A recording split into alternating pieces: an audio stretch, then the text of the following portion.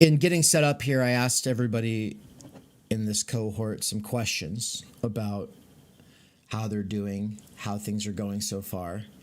A couple of you showed up after I'd already asked the first question, which was, are you feeling like you kick like you're kicking ass, like you're on top of it, like you're getting it, or are you feeling like overwhelmed, left behind, discouraged? Thumbs up if you're feeling like you're like, actually I'm feeling pretty good here, and then thumbs down if you're like, fuck, dude. Okay, got a couple of downward facing thumbs. We got a side to Can I side. say something real quick? Yeah, Nick. I found the Dreyfus and who's the other guy, Sombrera, those commentaries very helpful. I can share them with people because like Thank you. they are very clear as opposed to Heidegger. Yeah, and that will Are you talking about the Dreyfus being in the world? The commentary, yeah. Yeah. And then there's another one that's called Rephrasing Heidegger by a guy named Richard Sombrera. Yeah, and Sombrera and Dreyfus's piece I've linked at the end of the syllabus in the additional resources for everybody. And then what was the other one you've got there, Christopher? Oh, sorry, I was unmuting. It's William Blattner. I can show you guys.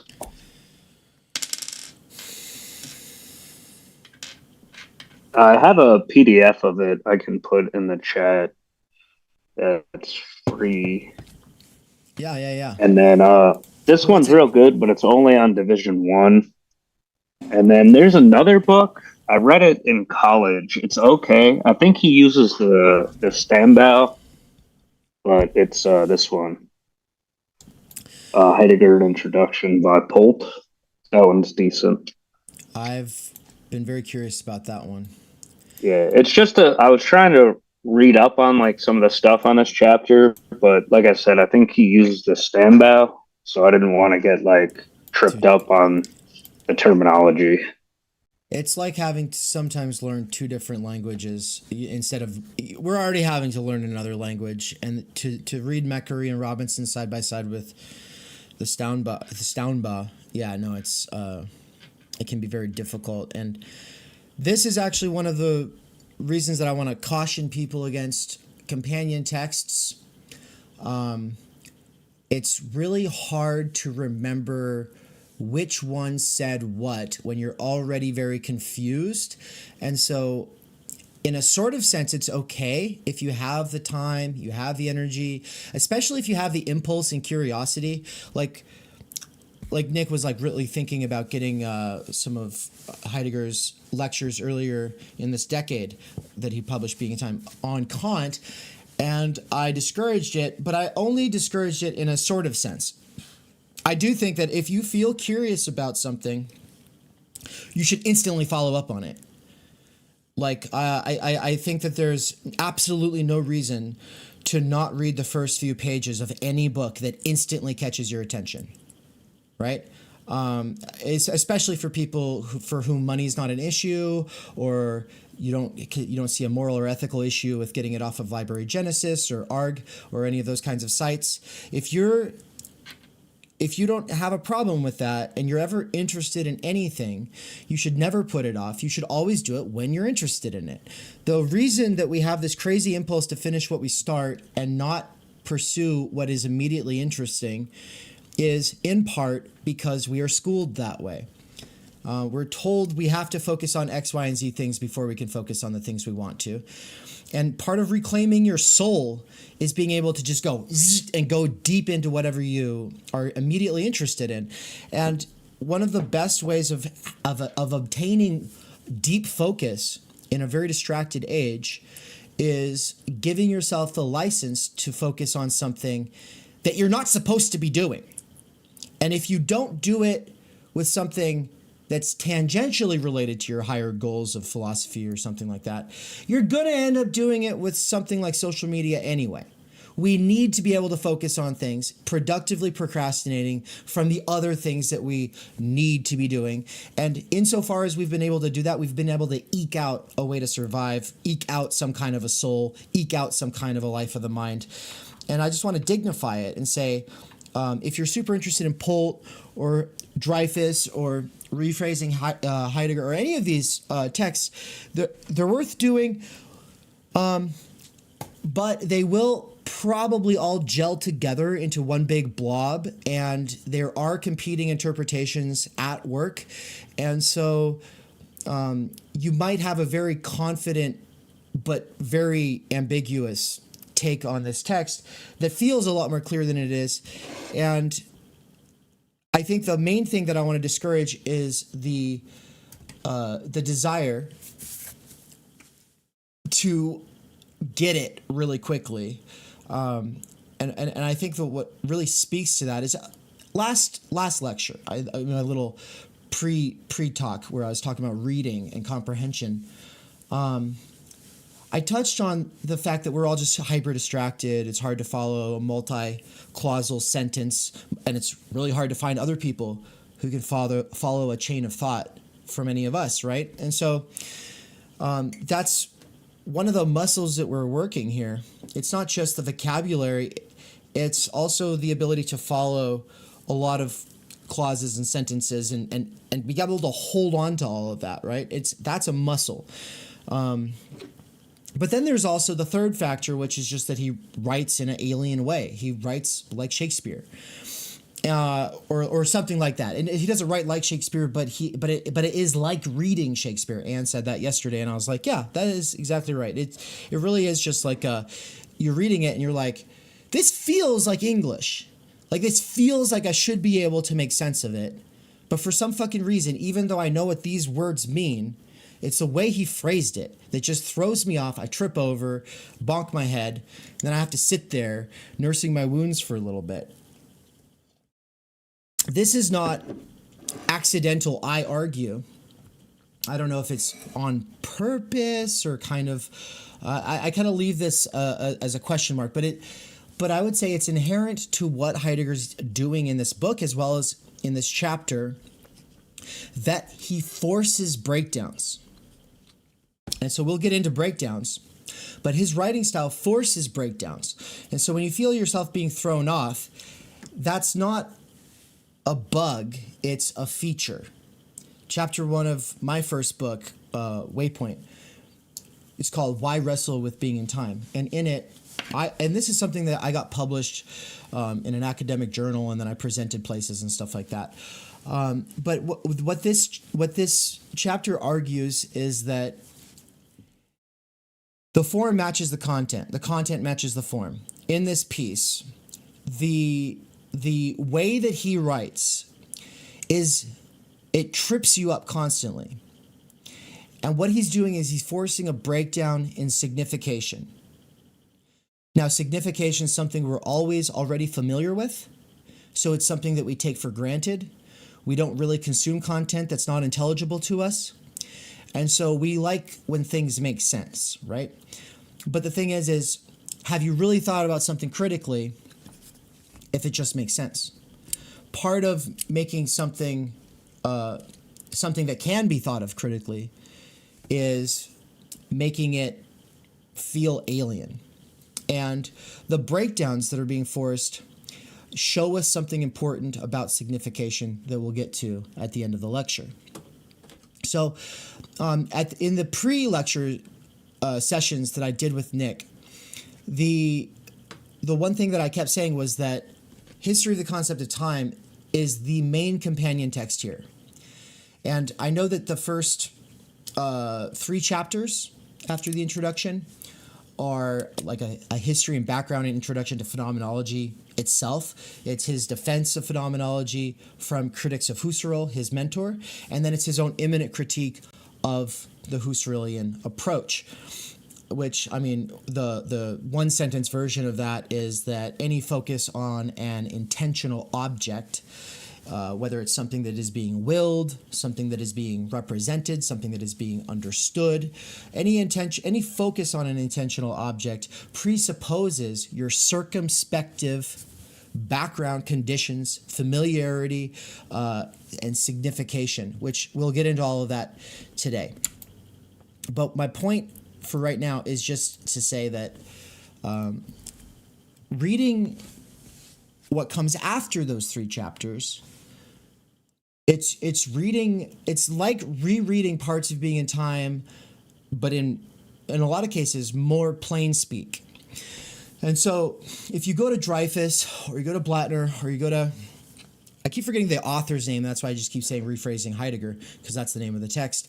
But if you go to these people, first of all, usually they don't read, or they don't for some reason they don't feel the need to go beyond Division 1, which all of this is building up to an imminent critique of Division 1, and the fact that they think they can just pitch their tent at base camp and not go to Division 2 is kind of weird, especially since chapters 1 and 2 of Division 2 are so fundamental.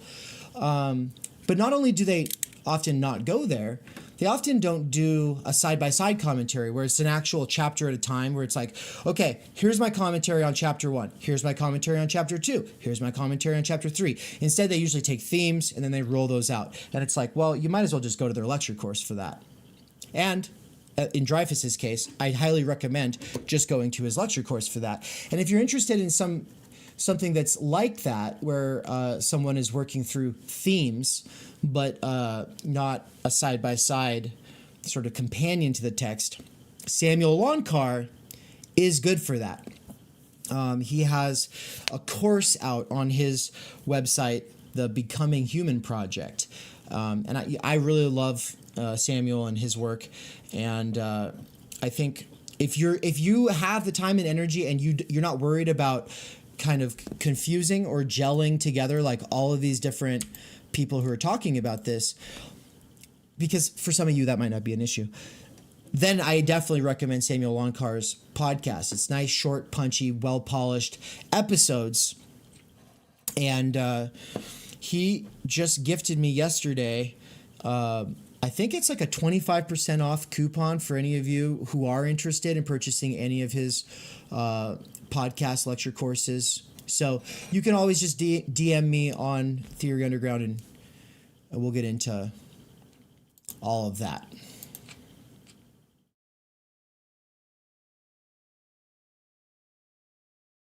So this is lecture 3 on chapter 3, part A. I mean, of course, there were like the pre-course lectures, but those kind of don't count in my book. So I mean, I'm kind of imagining some people just skip straight to this stuff and then go back to that stuff when they're more curious in the background, like, oh well, where's Heidegger coming from, and what is phenomenology, and so it's like those are kind of there. You don't have to watch those in order. So really, this is lecture 3, and it's on part A of chapter 3. And part A is interesting because if you're reading through it, there are sections. It's like section 16, 17, 18, 19. Those are all inside of this chapter. And sometimes there will be a part B, and then a couple paragraphs later, it's a new section. And it's like, it's interesting because the entire text outside of its chapters is actually broken up into sections. And that's why you have, you get up into like section 16, 17, 18, 19 in chapter 3. Right? It's because we were going through previous sections in previous chapters. But he introduces the 3 parts of this chapter, which are not to be confused with the 3 sections. Sections are just sections. He's got sections all throughout the book. But the 3 parts of chapter 3, A, B, and C, this is fundamental to everything that happens with being in the world. And so if you want to be able to hold the phenomenon of being in the world in your mind, right, in your sort of conscious grasp, and you're trying to envision it as a holistic entity, you're going to want to remember to think through world and worldhood in those three parts: A, B, and C. A is where he does a phenomenological, this is this week, so this lecture is about part A. And that's all he does here is do his own phenomenological analysis of what he considers to be closest at hand to us. Whereas B is going to be the exact opposite. The most exact opposite of what is closest at hand to us is Rene Descartes' ontology. And we don't have to get into it too much. He's going to do a good job of characterizing it. In my ideal world, I will also have the time next week to read from some key sections of the Discourse on Method as well as the Meditations in a sort of exegetical reading style that will be made available to you all as a additional supplementary resource. But I don't want anyone to feel like they need to do that. You don't have to go read Kant. You don't have to go read Descartes. You're always already in the middle. You're not going to achieve absolute knowledge in this session or in this year. You know, it's not possible this year. And so right before we dive in on part A, just kind of keep in mind that part B is the exact opposite, which will be the Cartesian thing. So this is sort of setting up, here's what we see. And then he goes, here's what we're told.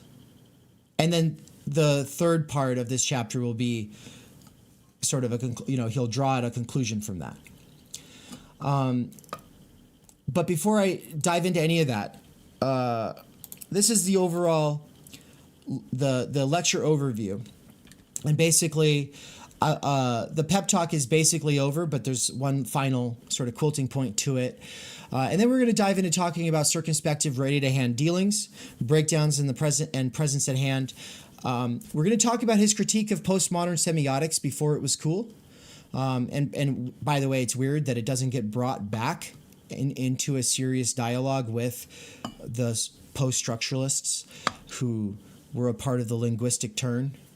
But he has a critique against that linguistic turn, even though he's kind of attributed to be the father of the whole thing. He doesn't just think that it's all a bunch of floating signifiers that are all flattened to like the same level, right? He doesn't think that at all. And in fact, he thinks that that's facile, he says. He says it's as facile as applying form versus content to everything, right? Anybody remember that? And part of how he is critiquing postmodern semiotics with his own semiotics is basing it in primordial involvements, which I actually think there's something to it.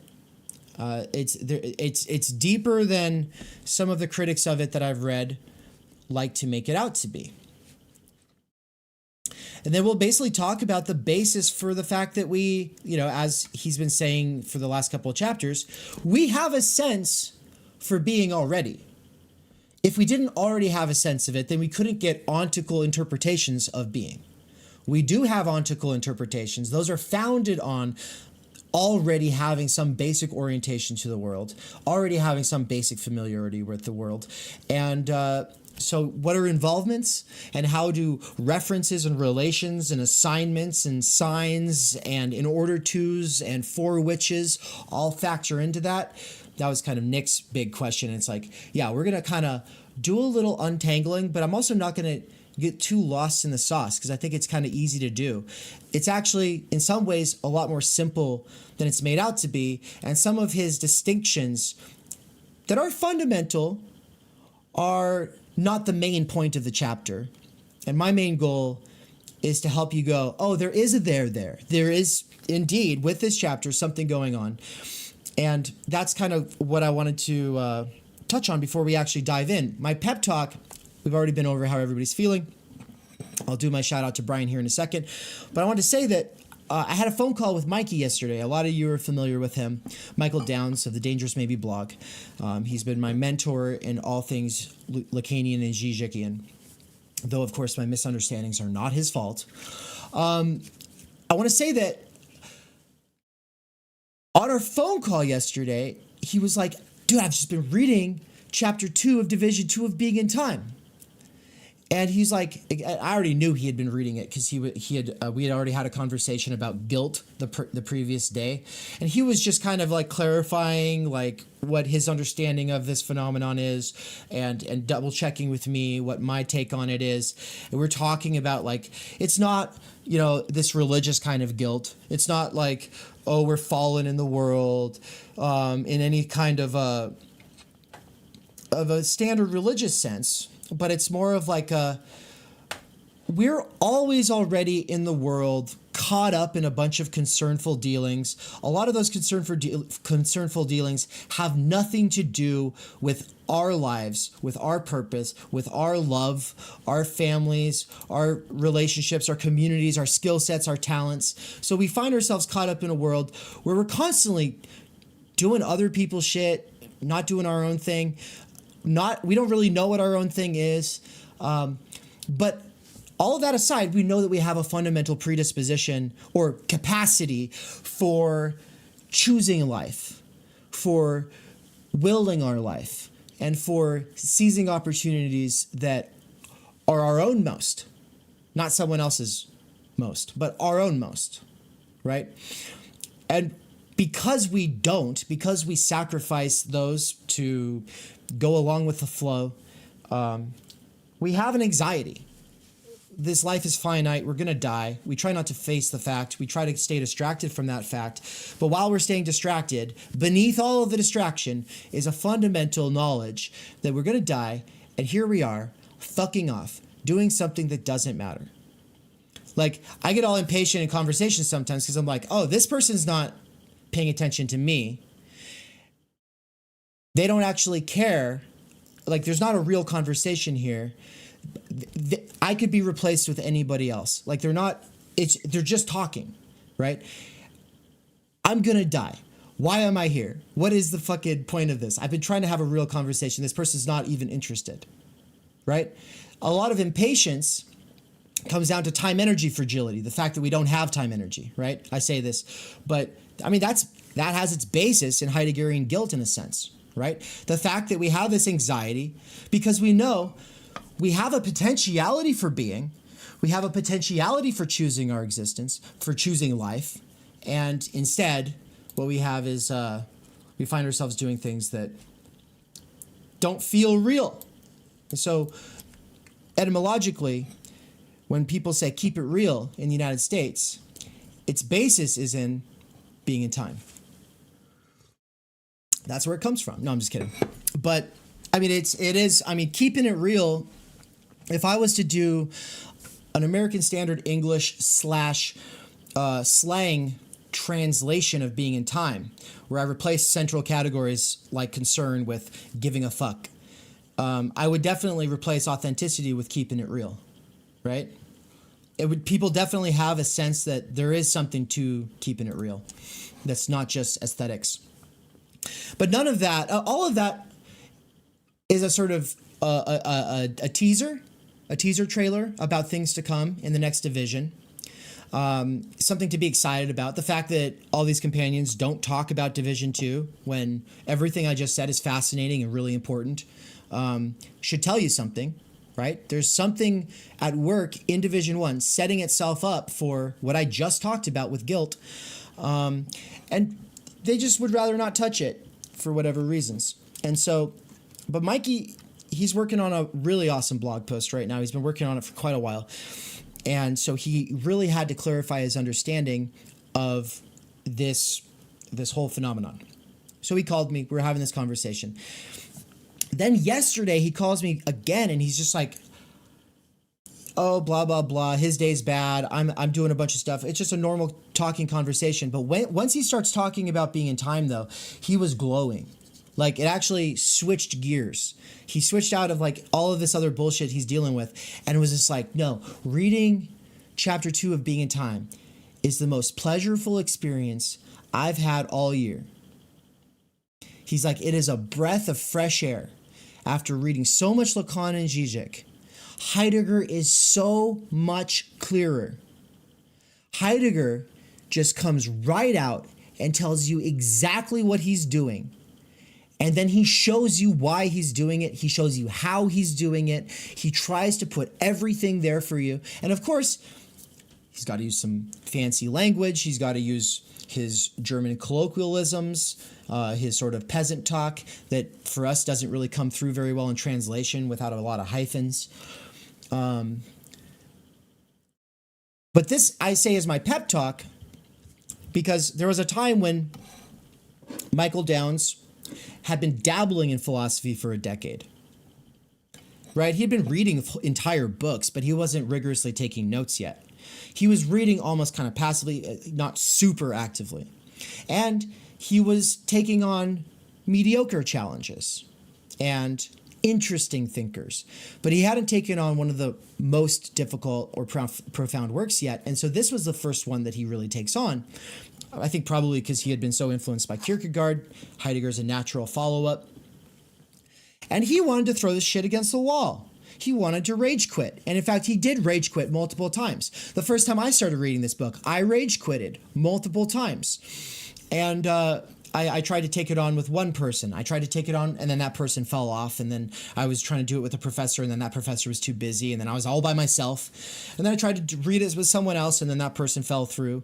And then I tried to take, I'll go to a university that teaches this stuff. And then those universities didn't accept my applications.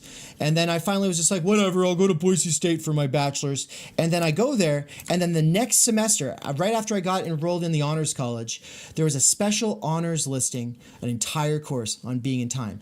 And I was like, oh my fucking God. And I still wanted to throw it against the wall, even though I had Dreyfus, even though I had that professor, even though I had my other professor I could call up on the phone. At a certain point, no amount of clarification from anybody is going to make you feel any better. My pep talk is to tell you, give up, but don't give up. Give up on fully understanding, give up on complete clarification, but don't give up on turning the pages. Don't give up on sometimes choosing a passage to really sit with. You don't have to really sit with every passage. Part of it's just getting it done. If you get, Anne said yesterday, she's getting really excited for the rereading of this text because she's really looking forward to when stuff's clicking. That's when you realize your brain's been operating without you realizing it. Your unconscious was dreaming Heideggerian apparently because now you're coming back to it and you're like, oh shit, I understand that, right? But she said for right now, it's just like to be able to finish Being in Time alone is the first achievement. Like the whole understanding comes later. And for now, I expect that most people will just get exciting glimpses and insights into what's going on here. And you'll, for a moment, be able to feel like you're seeing the whole, and then you'll feel like you lost it. But also remember, and then we'll come back to this at the end of this lecture, that feeling of, oh, I lost it. What the fuck is this? The floor has gone out from under me. I've lost my thread here. Is not a bug, but a feature of him having to show us something about how language works that was lost on all other philosophers. And if you can get that to click, either on this reading or the next one, it's gonna be really good. All right. Brian was someone I had a phone call with yesterday as well. I was hanging out with Brian, and then Nance and I were on the phone for a minute, and so that was a phone call. But Brian also read Being in Time. He read it with me when I was reading it for the second time all the way through. And he had originally, I didn't try to get him to read Being in Time. He went and purchased Being in Time and told me he was going to get into philosophy by reading Being in Time. And I told him, that's a really bad idea. This is probably not the best starting point. And he was like, well, it's the book that you won't shut up about. It's you just keep talking about it, so I'm going to read it. And then I was like, I'll read it with you. And then we put together a discussion group. And so Brian had never read philosophy. He was a poet. And he had gone for a creative writing degree at UW. And then here he is, just being a regular worker and reading Being in Time. Didn't understand a word of it the whole year. And then he goes back to it a couple years later, like last year, he goes back to it and realized all these things that had been occurring to him that he thought were his own ideas we're coming out of this text. And that he was like, shit, I understood way more than I realized. Or like my brain just was working in the background and I wasn't even aware of it. And so anyway, I just want to give you all this, that's the longer term view. We're in a long game here. We're all preparing ourselves to be the thinkers we're going to be, not just who we are in this moment. And so don't worry, if you're feeling frustrated, that's the purpose. All right. I want to let anybody have anything on any of that? Any words of encouragement?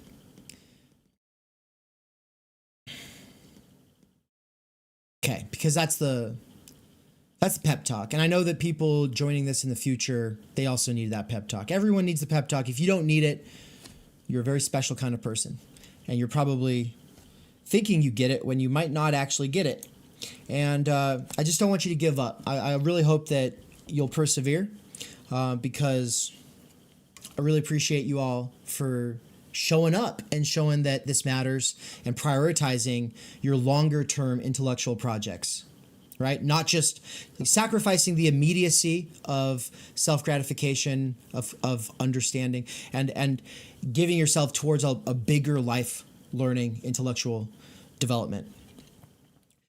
So the word I want to begin with, as we actually get into this thing, is circumspection.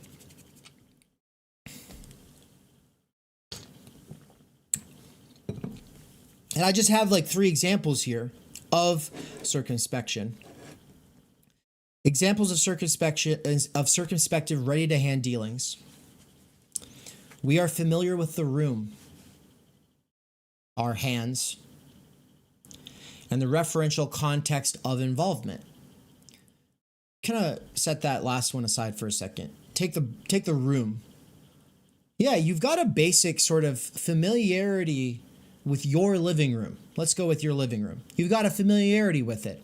To the point where if you came into your house and you're thinking about things, doing stuff, you're not just sitting there contemplating or analyzing. You're going through, you open your door and you walk in, and your television is on the other side of the house, or like the other side of the room.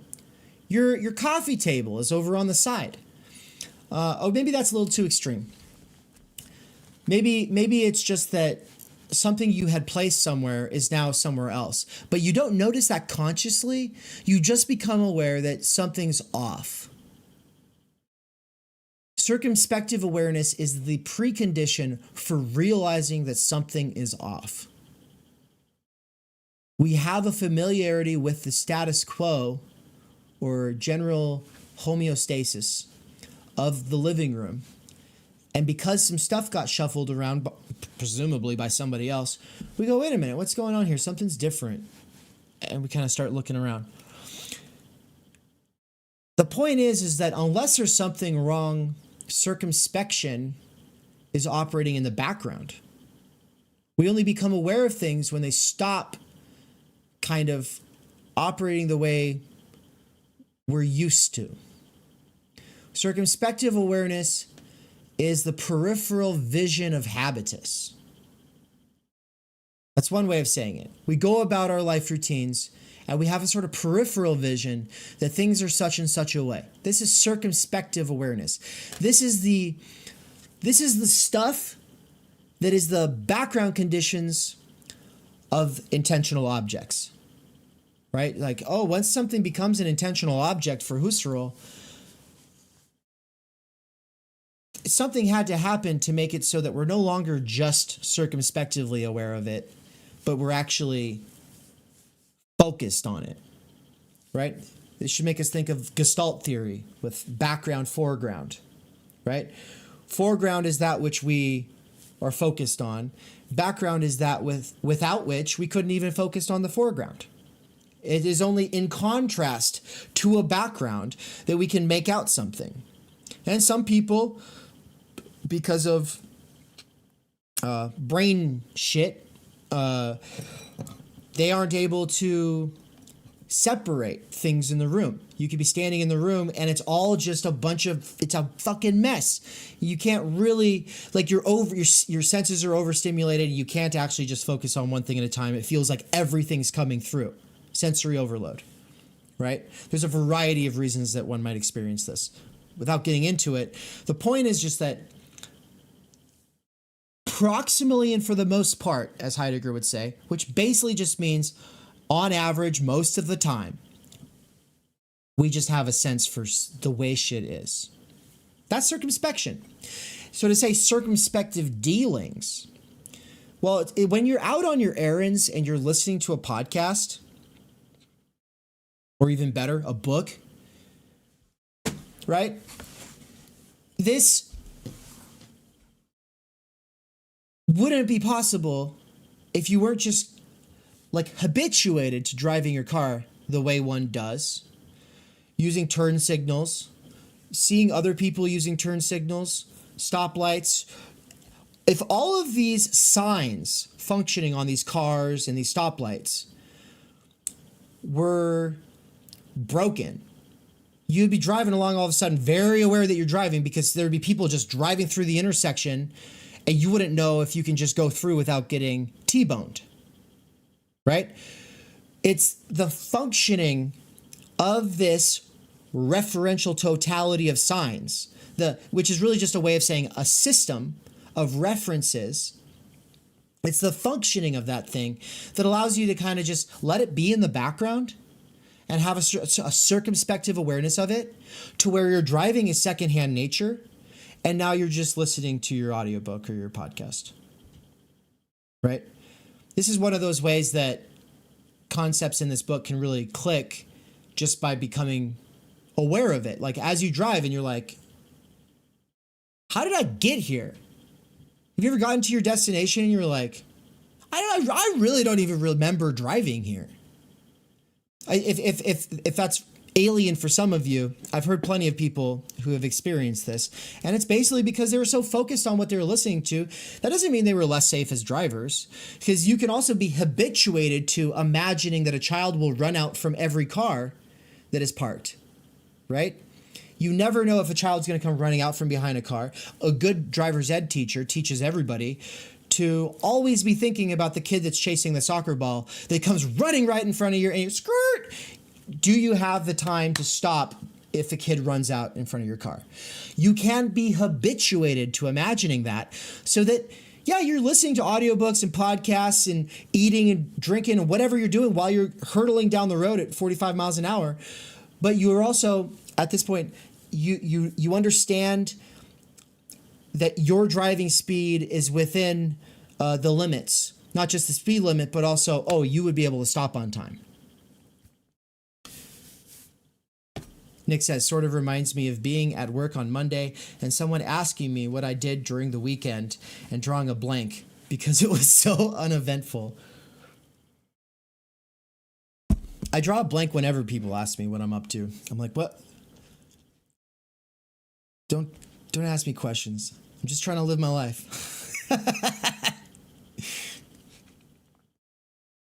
Now I'm going to read the quote from page 98. It's just a short one. Dealings with equipment subordinate themselves to the manifold assignments of the in order to, and the sight with which they thus accommodate themselves is circumspection.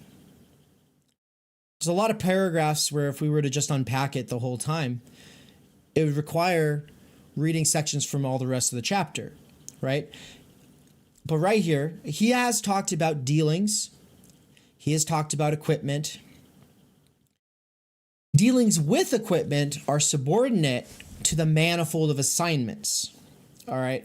So let's just use dealing with the car as equipment. You got to get somewhere. The manifold of assignments includes all of the roads, the traffic system, right? These are the in order to, right? In order to get from here to there, I have to take this route, right? Like all of these signs for the names of roads, they're not just names of roads. These roads are not discrete objects. They only are given that name as an assignment within a referential totality of places that you can be involved with or that you can go to, right? And if you just know the lay of the land, if you just know the map to the territory, if you just have like this secondhand knowledge of the map to the territory, then you're able to just flitter around in that mode of circumspective dealings. Like when I actually was a delivery driver for Pizza Pipeline, long time ago, I did not know how to read a map. I'm one of those people who just never learned how to read a map. And in my job interview, the guy was like, okay, here's an address. Show me where on the map it is. And in the interview, I just tried for a long time to figure it out, and I couldn't figure it out. And then he was like, all right. And then he showed me in the interview, and then I was hired. They must have been pretty desperate. And then it took me a while to get the hang of it. I didn't have Google Maps. It took me a while to get the hang of that map. And by the time the map was kind of torn up, I didn't have to use it very often. I basically, like, I knew the area now, right? That knowing the area, it becomes secondhand, and now it's ready to hand. Secondhand and ready to hand are synonymous here. Saying that it's handy, useful, on call, synonymous with ready to hand, right? Ready to hand dealings are always in that mode of circumspection. If they're not in the mode of circumspection, then they're present in hand. How do they become present in hand? Breakdowns. I have this quote from 26. Oh shit, this is probably not. No, this is not. I was supposed to delete that. Don't even worry about that quote. It's garbage anyway. For our context, it's irrelevant. So I have Emperor Cusco from Emperor's New Groove here on the screen. And he's saying, you threw off my groove to this old man. And you don't have to have seen the movie. You only have to have seen the trailer to know about this scene. And there used to be a time when this scene, this trailer, it was playing everywhere all of the time. And basically, the whole story is just about this emperor named Cusco. He's a spoiled brat, and he just likes to dance and go around and get his way. And he's basically, he's an asshole and a brat. He's super entitled. And this scene in particular is pretty crazy, because he's like dancing, singing a song, everything's working, everything in the whole fucking universe functioning to make Cusco's will to power unfettered, pure actualization. He is just doing whatever he wants, whenever he wants. And then he bumps into this old man who is shuffling by, and he goes, the music stops, and he goes, "Gow!" And he goes, "You threw off my groove." And then this soldier comes up and says, "I'm sorry, but you've thrown off the emperor's groove." And he picks up the old man and then kicks him out the window. And the old man goes, "I'm sorry." And don't worry, he doesn't die. It's at Disney. He gets discovered later hanging on a clothesline. So I love this example because the idea of a groove is actually, it's kind of related to the hippie idea of something being groovy, right? Which is a metaphor based on records, right? Like, oh, I don't even know what the needle, you put the needle in the groove of the record and the song starts to play, right? But it's kind of has to do with like you're in the flow, you're in the routine, shit's all kind of just like you're going with it, right? And you're basically in what Mihai Csikszentmihalyi calls flow in his book titled Flow. People who love craftsmanship or artists usually love this concept of flow, which is related in the American conception to this word groovy. Basically, flow is when you're like lost in the thing that you're doing. You're lost in the creative act. Or you're lost in the engine of a vehicle that you're repairing. But obviously, it couldn't just be work to be that kind of absorbed in the task. You actually have to, it's your pet project, it's your passion project. You're like detailing and repairing this like antique car is like, it's meaningful to you. It's not just a job. Oh yeah, in that case, you could definitely get absorbed in it. You can get lost in it. You can get into the flow of it. But even at the level of a regular job, it can feel really good because you are possessing you're possessed by this feeling of competency once you get it down. Like Anne baking focaccia bread comes to mind. Like Anne can bake a mean loaf of focaccia bread, and she would do this at a fancy restaurant last year. And other people, they try to follow the recipe and put it together, and then it comes out and it's all fucked up. And then Anne's in there just whipping in the kitchen, fucking beast mode, just baking these perfect loaves. And when you are in the flow of things and you really have like the feeling of what you're doing, it's good. It feels so good, right? It's competency. Flow is, for me, Csikszentmihalyi, something that happens when the challenge is not too great for the level of your skill, but it's not too, the challenge is not too milquetoast or weak or not challenging to be boring, right? So if you have tremendous skill and then the task that you've been set is something that only a beginner could feel as a challenge, then you're just like, okay, this is I can't get lost in this. But when the challenge is realistic but still difficult, and it's kind of on the other side of your current capacities, so you're pushing yourself to get there. Maybe you've run a 5-mile marathon, but now you're trying to do a 20 or something. I guess I'm giving away something because I don't think it's usually miles. I think these are meters or something. But I don't know the running world really. But yeah, like let's say you're taking on a challenge that is beyond anything you've currently achieved, but it's not absolutely insane. You're not trying to run 100,000 miles. You would just give up, right? When you take on something that's got too big of a challenge and the skill set is way too low, you're just going to be overwhelmed. You're going to experience anxiety. When it's reversed, though, and your skill set's way too high and the challenge is nothing, boredom is the result. But when you're in the sweet spot between skill level and difficulty, that's where flow occurs. I can actually, at this point, get into a state of flow, reading, being in time, and that's what Michael was talking about. There's a pleasure in actually having formed enough competency to be able to say, oh no, I'm seeing the bigger picture. I'm seeing how this relates, and I actually get what he's doing here, right? Like it feels great. But breakdowns ruin flow. It throws you out of your groove. It's why Kuzco gets so frustrated when he trips over the old man and says, "Gal, you threw off my groove." In a sense, it's your will to power ran up to something, and now something stopped it. There are 3 ways that it gets stopped that Heidegger develops here: conspicuousness, obtrusiveness, and obstinacy. All 3 of them count, but basically I've written in parentheses a single word beside each one. For conspicuousness, I have inadequacy. You're not supposed to be thinking about the traffic lights.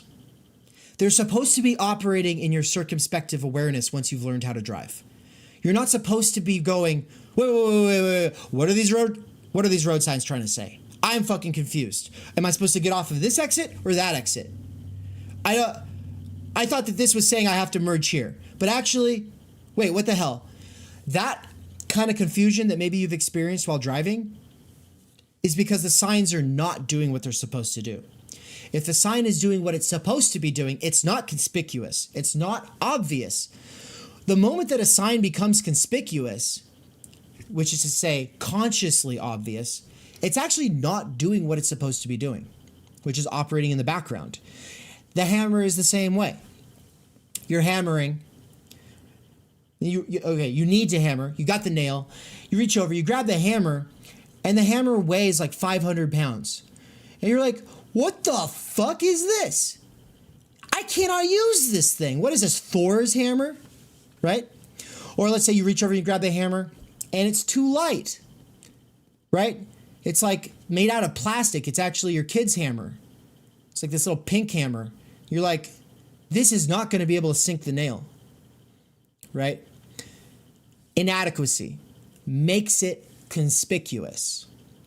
This is interesting, Christopher, because you're doing this work on Pirsig with his art, Zen and the Art of Motorcycle Maintenance, which is an inquiry or into or investigation of quality. And that's why I put quality there beside inadequacy, because the hammer in that experience has the quality of inadequacy.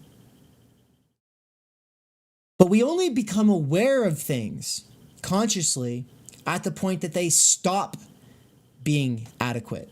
When they're adequate and we know how to use them, they're inconspicuous, which is to say, circumspective. You could almost say circumspective and inconspicuous are like good opposites, right?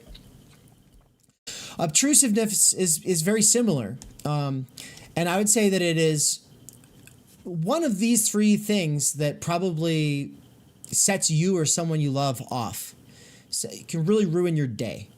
When everything is going according to plan, or more or less you're on top of your shit, you're in the groove, you got flow, whatever, you're getting it done. Even if you're not feeling great, you're getting it done.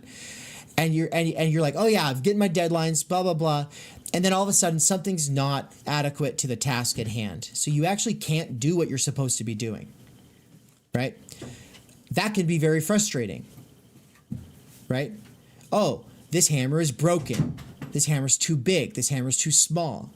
At the moment that you're thinking about what the hammer is, it's not working anymore, which means that its primary mode of being is ready to hand, not present at hand. If the hammer is ready to hand, you're using it in your circumspective dealings. You're not sitting there asking what it is.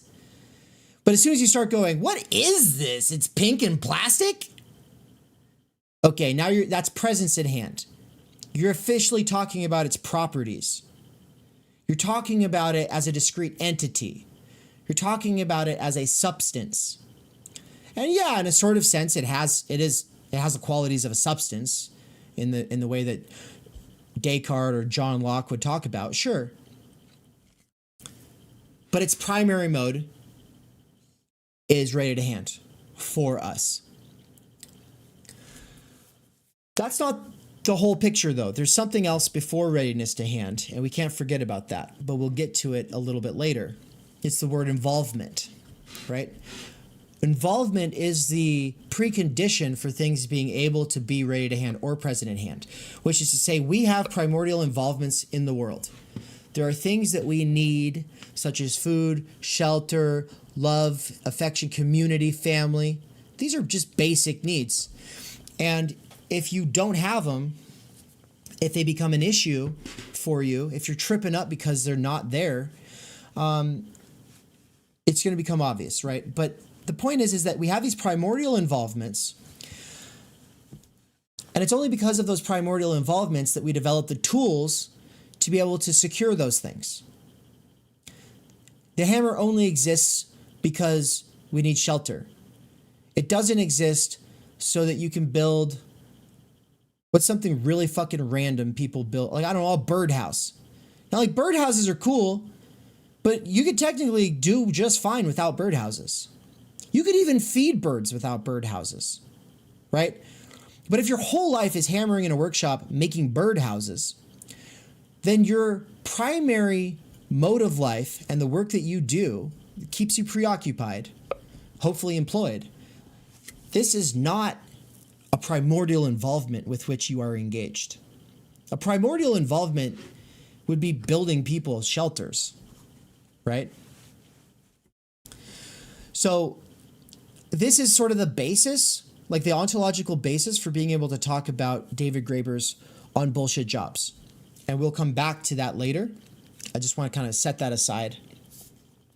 There is a distinction between primordial involvements and then just kind of bullshit involvements. And then a lot of the work that we do nowadays comes down to a lot of bullshit involvements, and it sucks your fucking soul out. And that's what David Graeber is ultimately writing about. He's just not talking about the ontological kind of preconditions for that analysis. He's just kind of focusing on the soul suckiness of certain kinds of jobs, right? So anyway, you're doing a thing.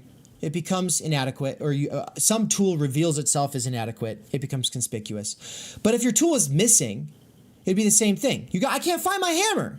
You're looking everywhere for your hammer. Well, then in that case, it's obtrusive. Okay, and then if your hammer is over there on the other side of the workshop, and you're up on a scaffold, and you can't just grab it, right? There is the fact that you have to get down there and go all the way over there, and all of this that is in the way. You could also say there's an obstacle in the way, right? Let's say you got to get inside of the workhouse, but there's somebody parked their vehicle in the way, and so you can't even get the vehicle you're trying to fix into the auto shop because someone else is in the way. You can't find the owner of this vehicle. You're like an hour behind. You're frustrated. It's because something is obstinately in your way, right? All three of these are different versions of breakdowns.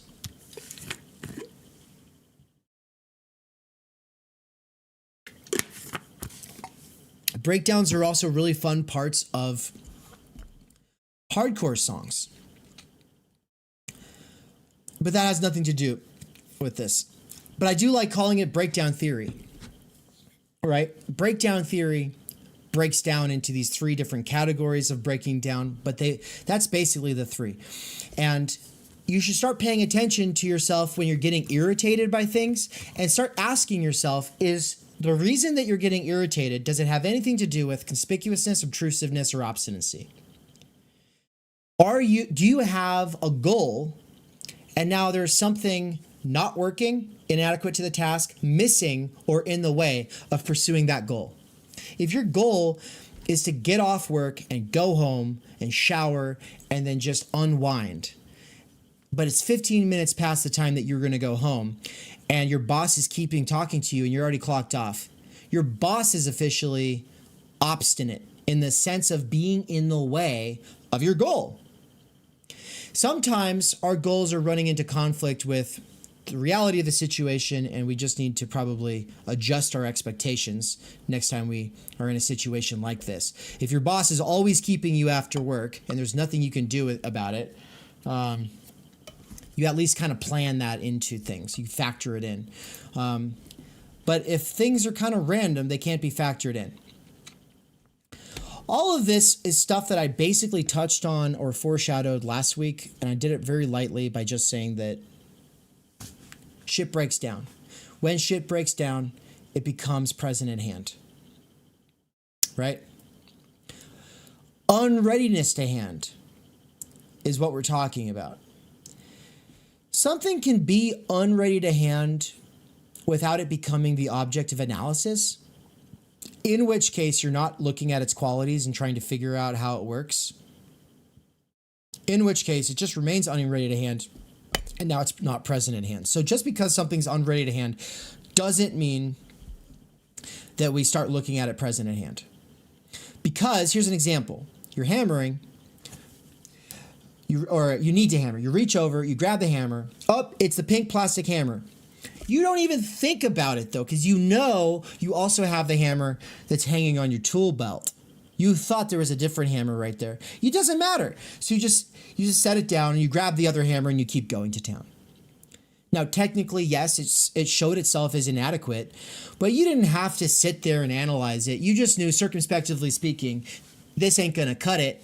So you set it aside and instantly redirect because you have some other tool that is up to the task. If you're able to redirect pretty quickly when you have something show itself as inadequate, no problem.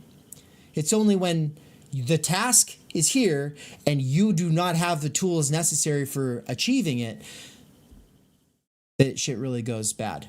So unreadiness to hand forces things into presence at hand if and only if we're actually going to try to solve the situation, try to fix the situation, try to figure out why is it broken, why is it inadequate, why is it where is it if it's missing, or how to move it if it's in the way. Christopher asks, is Heidegger saying that primordial involvements are the purpose of life? That we just exist to meet those needs? Comes off nihilistic, but I do get that vibe, as the kids say, from Heidegger. I think that vibe might be a bit of Nance's own. And Nance, is that kind of how you would say it, or do you have something you would add to that as far as this goes? Yeah, I think that kind of captures some of it. Probably.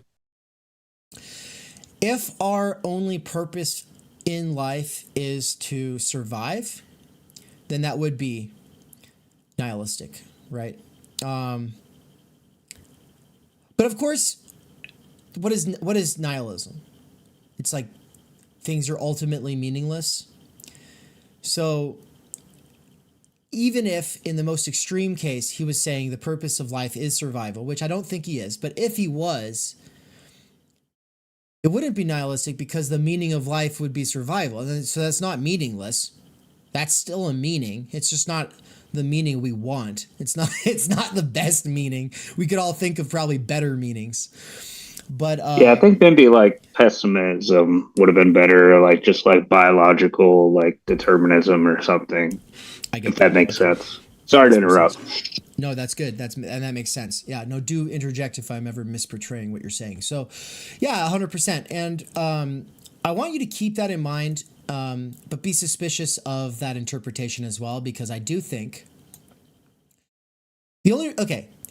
survival is a precondition for being able to do anything else. If you're dead, you can't do anything else.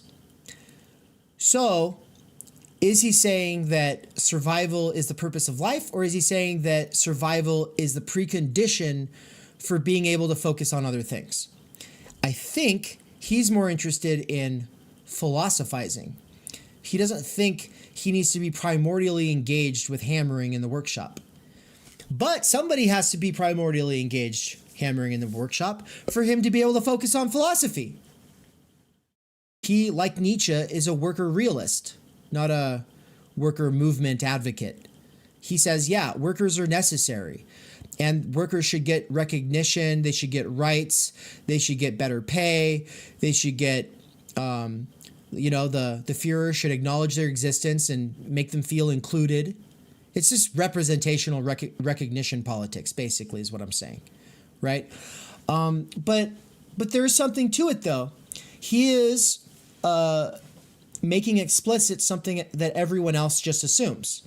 You don't have to worry about where sewage goes because someone else preoccupies themselves with that. That making the sewage go isn't even in your circumspective dealings. Like you circumspectively, you're not aware of the sewage doing anything. Like you barely think about your shit. It's gone. It's out of here. Peace. And we don't even, flushed out of our consciousness. We are not the kinds of creatures who do such things. Of course not, right? So we compartmentalize and we outsource and other people take on tasks and then those people are invisible. The children who are mining the rare earth minerals for our devices, everyone knows about them at this point, yet people still talk about we defeated slavery. It's weird. It's weird that they say that because we're a part of a global system of expropriation, right? So it's kind of weird for progressives to pat themselves on the back and say we did it. We just need to get everyone else in this country to be a little bit nicer and open-minded to each other, and then we're fine, right?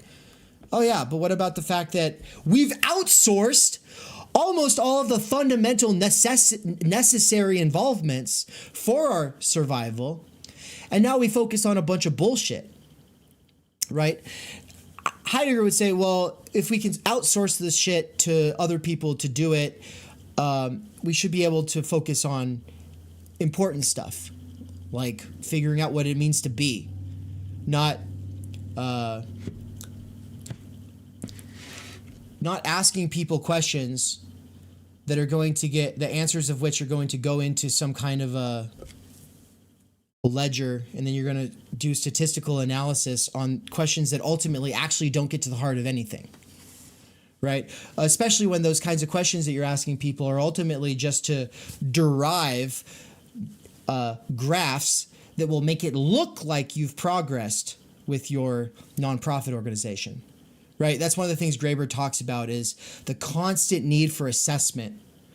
Not because we actually want to see things getting better, but because we have to show the number signs of things getting better for the right people who are going to give us money. So there's a lot of this focus on generating certain kinds of sign value so that we can get investments or donations that has nothing to do with what's actually going on the ground, right? So that's just one kind of bullshit job. But we find ourselves preoccupied in all kinds of bullshit jobs.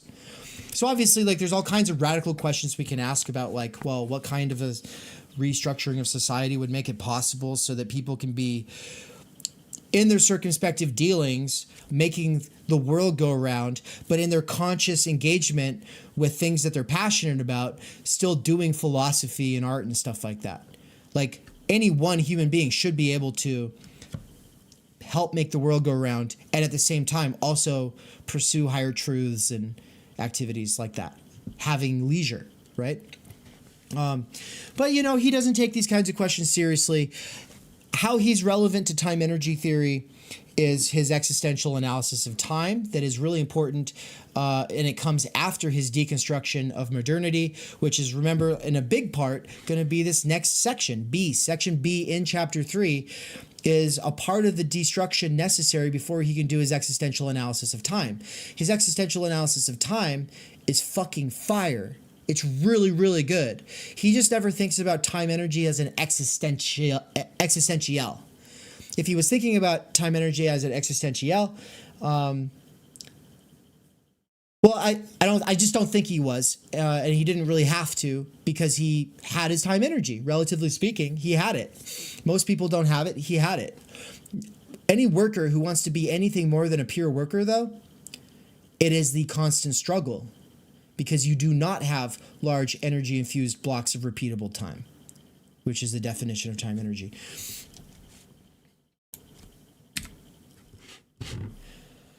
So we'll get back into primordial involvements a little bit more, Christopher, because I don't think he thinks we just need to stay preoccupied with food and shelter. Yeah, I was just wondering if maybe he addressed it more, because like even Blattner like said something small about it, but I think you explained it a lot better, because he just was like, no, don't get him wrong, and then he like tabled it. So I appreciate the commentary, I guess. So A plus, thank you. Well, this is, I mean, yeah, A plus, because this is the conversation I was having with Nance yesterday when he was so frustrated. Oh, okay. And part of the issue is, like, we read his later turn, and he really just he really thinks that in 1933, when he's basically just trying to mobilize the workforce for the war effort, he really does think that the ultimate for the sake of which for that worker is like the nation state, and that worker is an in order to for that, and that its purpose of being is only authentic insofar as you give yourself over to that. You're freed to an assignment, right? That language of being freed to an assignment, of being being allowed to be involved, like letting be involved. It's like, can you imagine if someone said, all right, get ready for the war effort. We're going to free you to your assignment. Here's your post. We're going to let you be involved with the Third Reich. And that's an honor.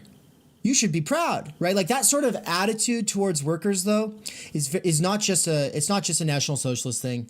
It's a very 20th century progressive thing. Right? Yeah, that was the Navy for me, is what I was thinking about when you were saying that. Honestly, like, you should be happy to like be here and like be part of like the military industrial complex and all that. So it's definitely very modern too.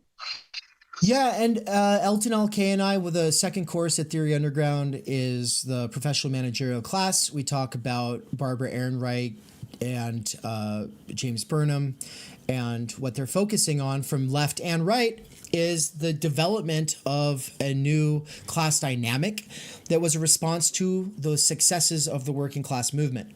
The successes of the working class movement meant that no longer could Pinkertons suppress the organizing efforts of workers. You couldn't just have people go beat them up. They were too well organized to just go beat up. You get your ass kicked, and they come back angrier, and rightfully so.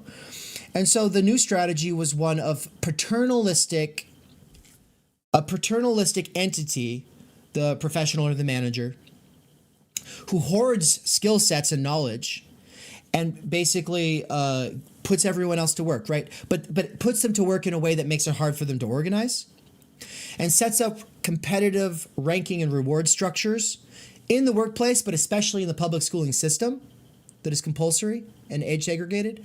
The whole system that arises at the beginning of the 20th century is part of this progressive vision of class conciliation, of getting the workers to identify with the ruling class through the paternalistic PMC.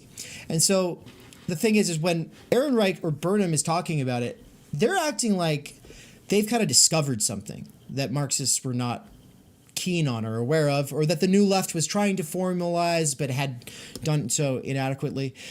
And the thing is Heidegger was just well aware of it. So is Trotsky. Both Trotsky and Heidegger are worker realists in the sense like, no, the goal of the revolution, whether it's a right-wing revolution or a left-wing revolution, the goal is not that you won't have to work as much. The goal is that you'll be represented as a worker. So it's worker identity politics, right? This is how identity politics brings in the worker. It really starts with workerism, right?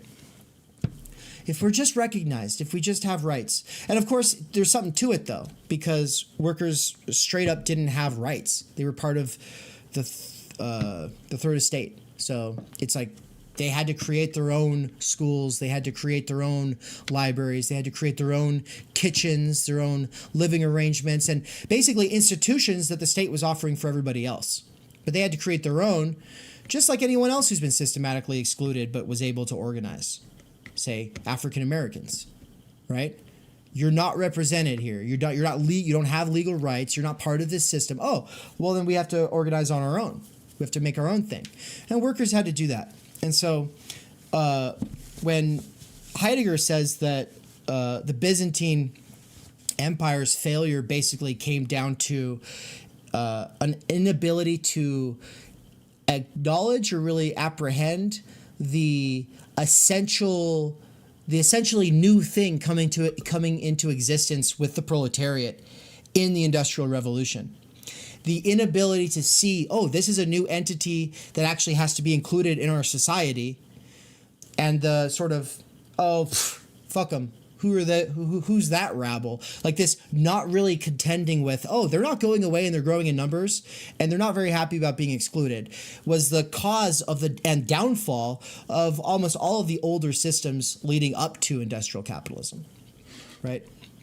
And so that's, Heidegger's basic, oh, well, they just need to be included, is actually the same thing that Frederick Winslow Taylor thought in his Principles of Scientific Management. And it's the same thing that W.E.B. Du Bois thought in his The Talented Tenth, which is a more conservative work from his younger, more progressive era before he was more of a socialist. But that's a digression, and so we're going to get right back to it. So I kind of wanted to just kind of close that part out before getting into chapter 3, or sorry, we've been in chapter 3 the whole time, but it's this section of chapter 3 that I'm just calling Against Postmodern Semiotics.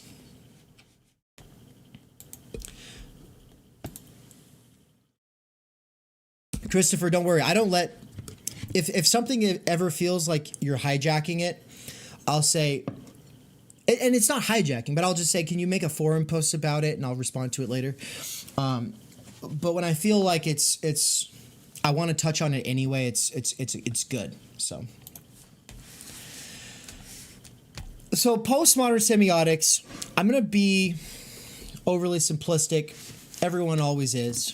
And basically say that what postmodern semiotics means is it kind of ontologizes Saussure's linguistics and says the fundamental reality of signification, aka meaning, is that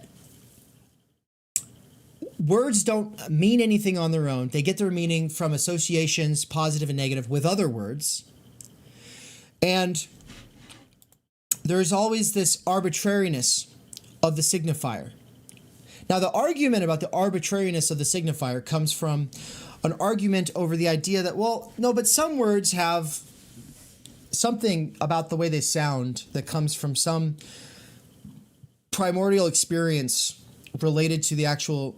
It's like, oh, we develop certain words because they're more real than other words, right? And part of what Saussure does in his course on general linguistics is he shows that doesn't make any sense. It doesn't, like, there's no real case to be made that there's anything special about the actual signifier, whether it's phonetic, hieroglyphic, or any other way of symbolizing or representing a signified. The word itself is arbitrary. A tree could be just the same Azuki Luke, or whatever the fuck Mikey says, right? It's just, the tree could be, we could have any word mean the thing. For the rest of this conversation, we could all agree to call Nance Darwin. Okay, we'll call Nance Darwin for the rest of this conversation. Okay, well, as soon as I do that, everyone's like, okay, well, we know who you're talking about when you say Darwin. The word Darwin has now been assigned, right? It's been assigned in the same way that a hammer gets developed into a referential totality of equipment in the workshop, right? We've just taken some sound, Darwin, no one fucking has any association with that, or Zuki Luke, whatever. You take this fucking random signifier, it's not random anymore. We've assigned it into a referential totality. The thing that's being done here with equipment was setting us up to think about language. Words are tools, right? Now, we'll get a lot more into this, but for right now, I'm going to read the quote. A sign is not a thing which stands to another thing in the relationship of indicating. It is rather an item of equipment which explicitly raises a totality of equipment into our circumspection so that together with it, the worldly character of the ready to hand announces itself.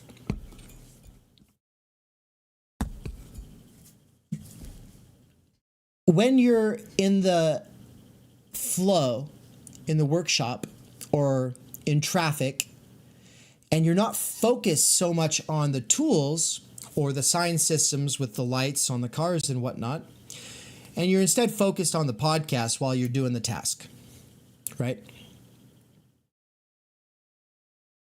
The sign, in the same way that the lights in traffic, I guess that is a sign, or the hammer in the workshop, it's not just a thing. It's not a discrete thing. It's not a substance. And I know that anyone, if you've got any familiarity with Hegel, then this is already elementary, right? You could already kind of get there with Hegel, except that what we're trying to get to, though, is a response to the way people are using Saussurean linguistics to act like all signifiers are arbitrary, and the signifieds, they could just be whatever. Like, there's no real referent in reality, right? C.S. Peirce, his idea of the sign is threefold. There's not just a signifier and a signified, as with Saussure. There's a signifier, a signified, and a referent, right? But in this case of C.S. Peirce and in the case of Saussure, linguistics up to this point is flattening all signs into this, oh, they're all just relations. It's all just relations and relations and relations. It's all just referring, right? Part of the point of bringing in assignment and in order to and for the sake of which and all of these other kind of compound, technical terms is to unflatten what has previously been which has previously been flattened, right? Like, I don't know how much of a problem this causes for, say, Derrida or Lacan or Lyotard. I don't actually know if it causes a problem for any of them at all. I know that they all obviously use Saussure, right? They use Jakobson. But I actually, it's a big question mark for me as to what kind of a problem this poses for them, because the standard way that people talk about postmodernism in, say, an intro class is arguably not really fair to any of these thinkers. But we're just taking, so Heidegger's not even talking about them. What he's talking about is people who act like, well, it's all just words, dude. It's all just words. And we can just make up new words. And it's just talking, right? And he's saying, no, at a certain level, it's all a bunch of relations, sure. Except that the functionability of words is based in their serviceability, which is based in their circumspective readiness to hand, which is to say that where semiotics takes its point of departure in all linguistics is focusing on language as presence at hand. Now, you can look at it as present at hand and see words as discrete entities that have strict definitions as written in the Bible or the dictionary or wherever you think is authoritative on the meaning, the ultimate meaning of things. Or you can see that they are all related to each other and they all get we wouldn't be able to make sense of tree without a bunch of other signifiers such as rocks and grass and the difference between animals and plants, and like there's just all of these other semiotic relations that are the background conditions of intelligibility for being able to think tree as such, right? Tree as tree only makes sense within that referential totality, but even that referential totality is still something that is being talked about by Saussure or Peirce or whoever as present at hand. Heidegger is more interested in what that presupposes, which is our circumspective dealings in the world, where words only matter insofar as they actually help us. If words are just words and they're not actually servicing anything other than bullshitting, well, that might be good for some people whose entire job is bullshitting. But for people who have to get around and do real shit, a lot of the words that are just bullshit, they know it's just a bunch of bullshit and they don't take it too seriously. But there are other words that fucking matter, because if you get this one wrong, the plane crashes. If you misunderstand this conceptual distinction, the traffic lights will fuck up and people will all run into each other, right? So in terms of signification, we take a sign to heart, or we use it insofar as it lights up our circumspective dealings with the world. And if it's failing to light up our circumspective dealings with the world, we're not going to use it, right? It's not important to us. But to say in this quote, he says, it is rather an item of equipment which explicitly raises a totality of equipment into our circumspection. A sign is not just a thing that stands for another thing. The word tree is not just a sign that stands in for an absent tree somewhere out there or in a concept, like the concept of the tree. The word T-R-E-E. Nope, not sufficient for just being a stand-in. Yes, it is also that. But if you only take it as that, which is presence at hand, thinking about it in terms of representation as a thing that we cognitively represent in our mind's eye, what is lost is the fact that it only works for us insofar as it functions to raise a totality of equipment into our circumspection, so that together with it, the worldly character of the ready to hand announces itself. Let's go back to the example of the car. He says, someone turning their car signal. We know, we got to let that person go first. If we don't let that person go first, we might get hit. They might get hit. It might cause an accident. Okay. Yeah, but you're not, when we're talking, driving around, and then you stop and you let this other car go because it was signaling and it had the right of way, you're not thinking about that. It's circumspectively being brought into the background in a way that you have this ready to hand relation with the situation. You can't replace the arrow on the car that is turning and it has the right of way with Zukilug unless people fucking know what that means. And then once they know what it means, it's not arbitrary anymore. It's like, yeah, you could replace the arrow with a circle, and then the other, so turning left is a circle and turning right is a square, right? It would be more confusing. It wouldn't work as well as opposite pointing arrows, or just nowadays lights on each side. You all see the picture on the slide here? Old ass car. And basically they could just pull a lever that makes the thing go up on the side. So it is actually pointing in the example that he uses, right? It's kind of like, when I first read Heidegger mentioning a car, I remember being like, that's the first philosopher I've ever read who talked about cars. You know, Hegel wasn't around yet. Like, he didn't get to see cars. Kant didn't get to see cars. Here we actually have a philosopher talking about turn signals based. But the point is, it's not purely arbitrary. Some signifiers work better than others, and they work in the mode of adequacy or inadequacy. An inadequate sign is one that is distracting from the point being conveyed, which is the referential totality, the circumspective context, the whole situation within which you are, that has its own goal. And the words are supposed to help you in the achievement of that goal, which in this case is driving without dying. It's not arbitrary. Nick said, I aim to be the first philosopher to talk about the Pixar movie Cars. First is tragedy, then is farce.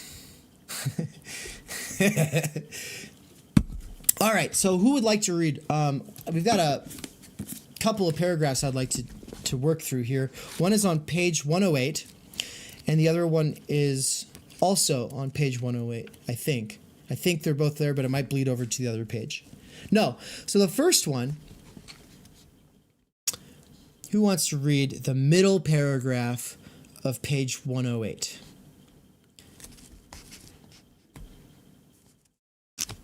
Is that every reference is a relation?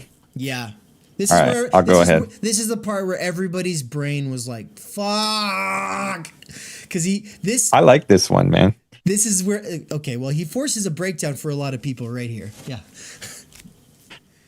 Every reference is a relation, but not every relation is a reference. Every indication is a reference, but not every referring is an indicating.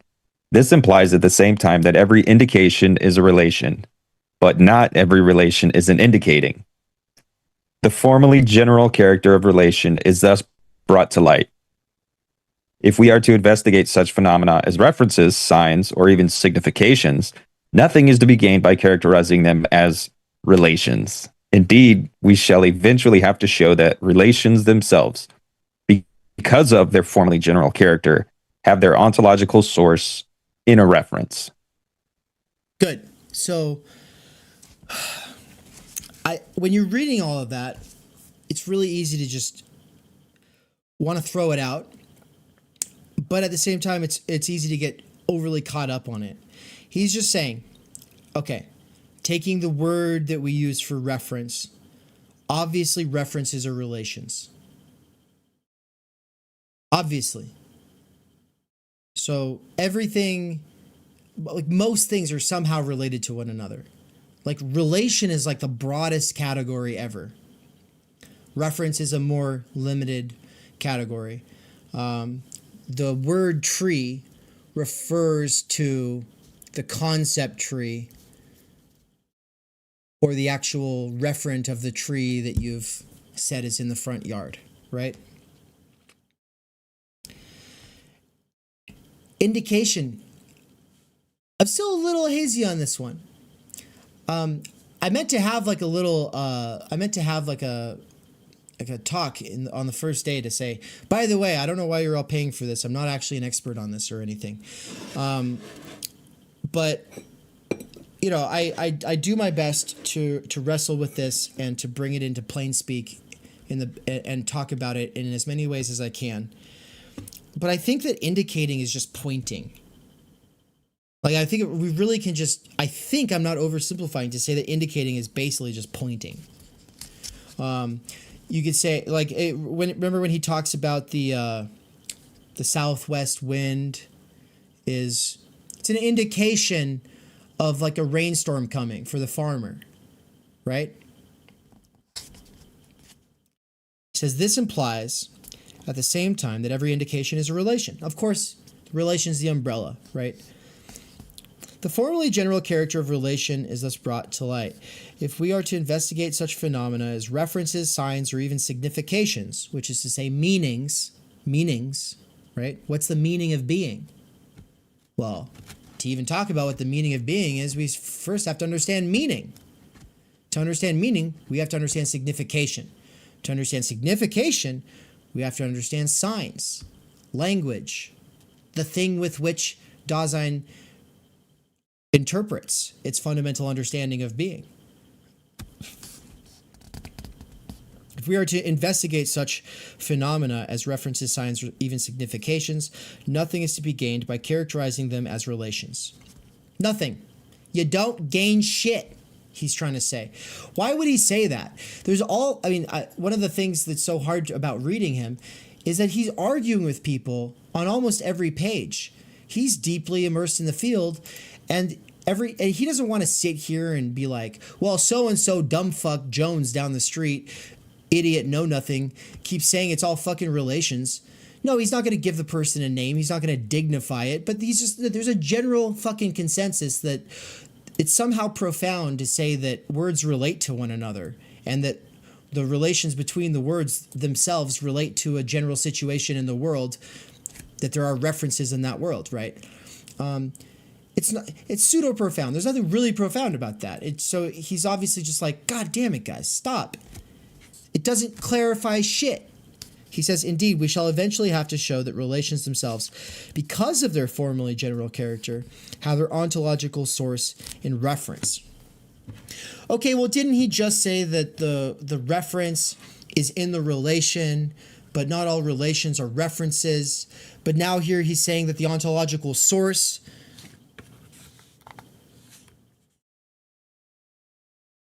the first 6 times I read this, I think I read it wrong. No, he's actually just saying, I just corrected myself. He said, indeed, we shall eventually have to show the relations themselves, because of their formally general character, have their ontological source in a reference. Yeah, okay. No, it is confusing. Okay, I tripped up. But no, it's the first sentence of this paragraph makes you think that it's relations, then references, then indications, right?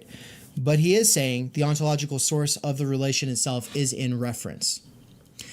I think, and this is where I'm confused and I'm not really sure, I'm not exactly sure, and we can just kind of pay attention to this, and next time I reread this, hopefully I'll be able to decide for sure. But I think that he's saying, like, we can see that things have relations in a present at hand analysis, but their referential character and therefore signification itself, that's based in readiness to hand. But a referential character, a referential totality, circumspective readiness to hand, you have like this awareness of the situation, that thing refers to that thing, right? That it's not arbitrary. There's a lot of arbitrary relations, right? We can talk about the arbitrary relation between a car and a tree, but there are also specific references that are based in fundamental involvements, means of subsistence, bare necessities, right? So there are some things that seem to be realer than other things here. And language gives people the opportunity to talk about made up things, right? But I think language gives us the opportunity to talk about useless things. It gives us the opportunity to sell bullshit narratives that people will purchase from the newsstand and confirm their preconceived ideas of the world. It's outside of confirming their preconceived ideas of the world, which is some kind of self-gratification. It's not getting to some fundamental reference, right? And so I think he wants to say here that referential totalities are the precondition for being able to take up a present at hand analysis where we then see that things are related. So I tripped up on this a lot of times. I think I figured it out, but I'm hoping we'll clarify later. For now, that's the operating assumption. And then this is the this next paragraph is the banger. So someone else who Christopher's gone now. He likes Can't try it. Mac. Is it Ken? Ken's got it. Yeah, it's not my first language, so let's try it out. It's from the if the present analysis, right? See. Can you guys hear me? Yeah. No, you're coming through loud and clear, and you're doing just great. Yeah. Okay. If the present analysis is to be confined to the interpretation of the sign as distinct from the phenomena of reference, then even within limitation, we cannot properly investigate the full multiplicity of possible signs. Among signs, there are symptoms, warning signals, signs of things that happened already, signs to mark something, signs by which things are reorganized. These have different ways of indicating, regardless of what may be serving as such a sign. From such signs, we must distinguish traces, residues, commemorative monuments, documents, testimony, symbols, expressions, appearance, significations. These phenomena can easily be formalized because of their formal relational character. We find it especially tempting nowadays to take such a relation as a clue for subjecting every entity to a kind of interpretation, which always fits because at bottom it says nothing, no more than a facile schema of content and form. You did perfect. You did perfect. You did great. Thanks, man. Yeah, congrats on having achieved at least bilinguality. It's badass.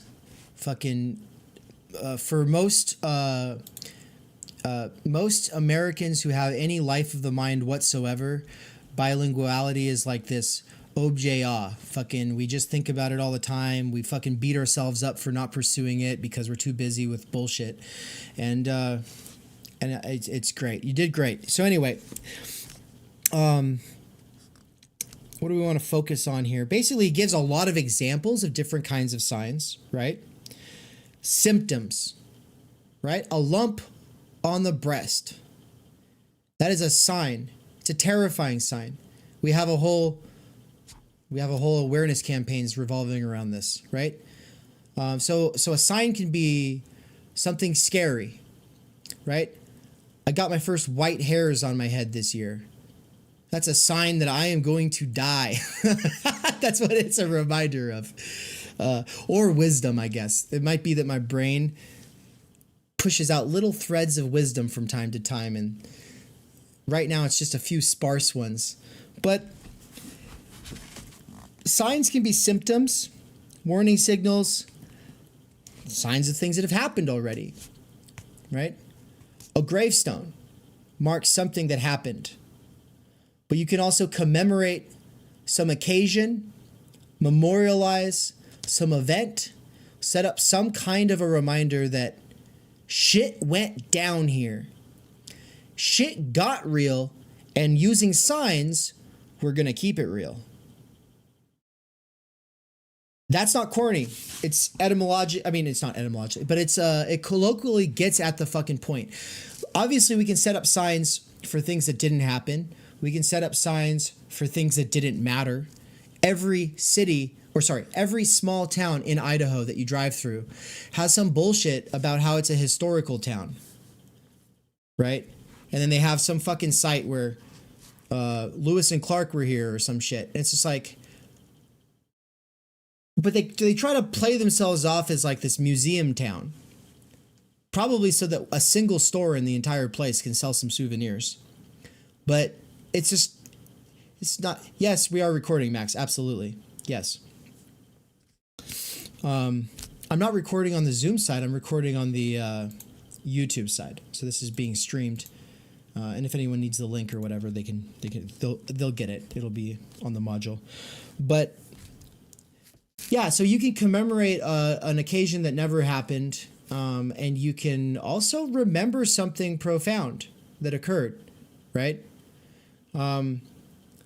Civil War monuments, very controversial, but also like kind of crazy that a bunch of Americans went to war with one another, right? Probably worth remembering. So, you know, some people just say tear it down. Other people say make it more accurate, right? So if we're commemorating the life of, or, you know, celebrating the life of some fucking asshole who is actually a piece of shit, then there's actually a good argument to be made that that's not the best way of remembering whatever went down. And that the thing that is the symbol of whatever went down can be made more accurate, right? Words can, or signs can serve as placeholders that can even be wrong, but corrected over time, and vice versa. And for Heidegger, fundamentally a conservative at heart, there is always this idea. He's not trying to conserve onto the existing traditions, because the existing traditions are the result of so much fucking bullshit accumulating and being perpetuated. He blames Rome.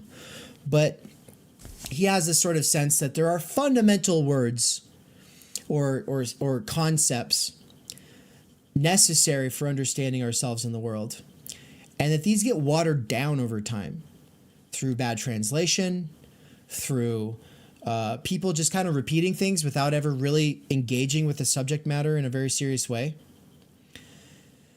And though I don't think that's the only purpose of philosophy, I do think that that is one of the purposes of philosophy, and that his overemphasis on it can be a corrective measure to make us aware of something. And it's just the basic point that not all words are like on an equal playing field. Some are bullshit, other ones aren't. Some really help us get at something.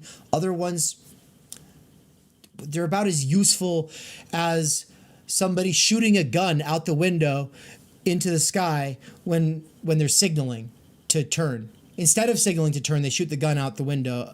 It's like, if they're trying to communicate that they're turning and I should let them go because they have the right of way, they should use their turn signal. Shooting the window is actually sending the wrong signal. Like shooting your gun out the window. I don't understand. Like, why are you doing that? Obviously, this is just an example I pulled out of my ass, not a recent experience or anything. But the point is, like, there's some, yeah, we could replace the left arrow on the car with a circle and the right arrow on the car with a square. It's not going to function in the background of our circumspection as intuitively as actual arrows. Okay, but just putting your gun out and shooting into the air, no one knows what you're doing now. Like, everyone's kind of confused. People probably want to turn around and drive the other direction when all you really wanted them to do was to let you have the right of way. Right? So there's more effective ways of getting what we want. There's more effective ways of articulating ourselves. And that is to say that words themselves can be more or less adequate. More or less, what are the other words here? Obtuse. Let's go back to that. Did I lose it? Yeah. So going back to because we were using this for tools, but the tool analysis is the basis of his language analysis. And the point is that words can become conspicuous when they are inadequate. You say, I like you. I really like you. And someone goes, you like me? What you mean is love, but you haven't learned the word yet. Okay? It's just the word you're using is inadequate, right? Or you say, yeah, I don't know. Today sucks. When in reality, you want to talk about your emotions, but you actually lack the words for being able to articulate your emotional state. Words are becoming conspicuous in this situation because you're realizing the words that are ready to hand for you for describing your experience are actually inadequate to describing your experience. This is why literacy is empowering. We have experiences that we want to be able to articulate so that we can share our experiences with other people and so that we can have some kind of mutual recognition. Some words are better for it than other words. No words are perfect, right? But words become conspicuous when they're not fucking useful, or they're not useful enough, right? But if we're straight up missing any words for being able to talk about something, we could say that language has become obtrusive, right? And then let's just say that someone is putting onto you or what you're trying to communicate something completely different than what you're trying to communicate. In that case, they're actually hijacking the discourse because they're misportraying your position. They're saying that you stand for something that you don't,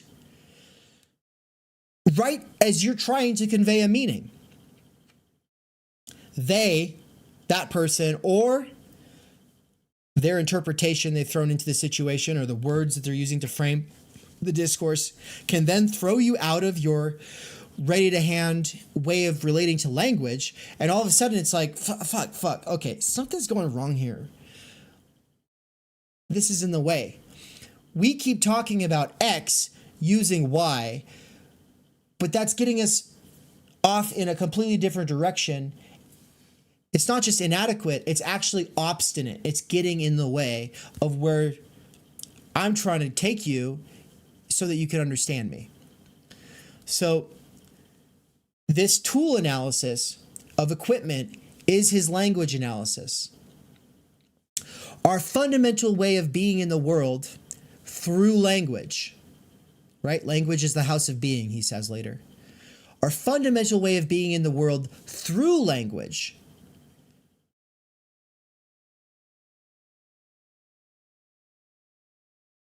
is familiar, circumspective dealings, right? As a baby, like, you learn how to use words by feeling it out.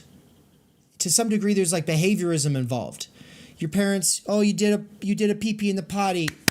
They clap for you and they give you a candy, right? So you're learning some words via various associations with various acts. Like, oh, if I want to go outside, I can say outside. And I could just keep saying it until eventually I get to go outside, right? We were just at a friend's house. The kid had learned how to say outside, and now he just bounces on the floor and says outside for hours until he actually gets to go outside, right? Now, he's just feeling shit out. He's one of these scholastic fucking parrots we talked about last time, right? But as you integrate into language and you find agency and you learn how to use language to actually communicate with people, it becomes secondhand, second nature, ready to hand, circumspective shit, okay? Meaning that we only really think about language philosophically when shit's not working. When the meanings that we've been provided, ideological meanings usually, those actually don't help us make sense of the world. If you were raised in this very religious household, and that none of that, the words that they're providing for you to make sense of fundamental reality are actually helping, and then you happen to discover philosophy, you're going to be very excited.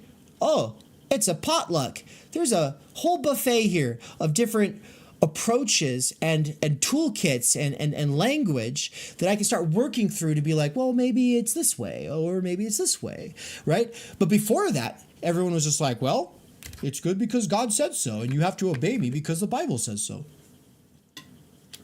Not gonna cut it. That's not a real answer. Gonna need more. Well, what if you're trying to understand the meaning of being itself? What if you're trying to understand signification itself? Right? Because we are always already in the world, always already using language by the time we become aware of it philosophically, we're already so habituated to language, we have all these scripts that tell us things, that speak for us, that do our thinking for us, right? How are we to get outside of language and get a real standpoint on our situation? See you, Ken.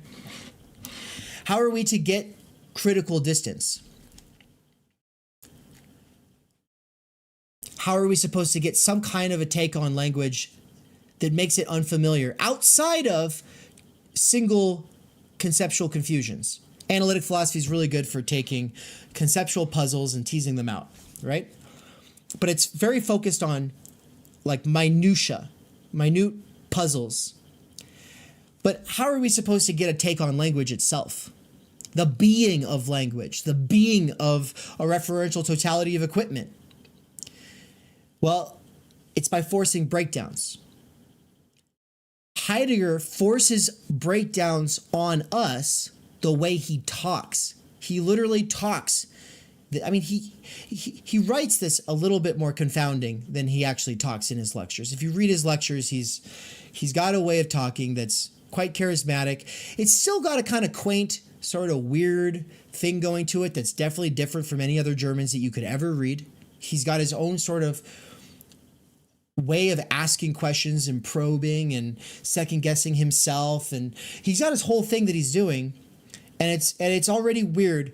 But when he actually writes, when he's writing, he writes in such a way so as to stop himself, to constantly trip himself up, to make what he's doing conspicuous, to make what he's doing obtrusive, to make what he's doing obstinate.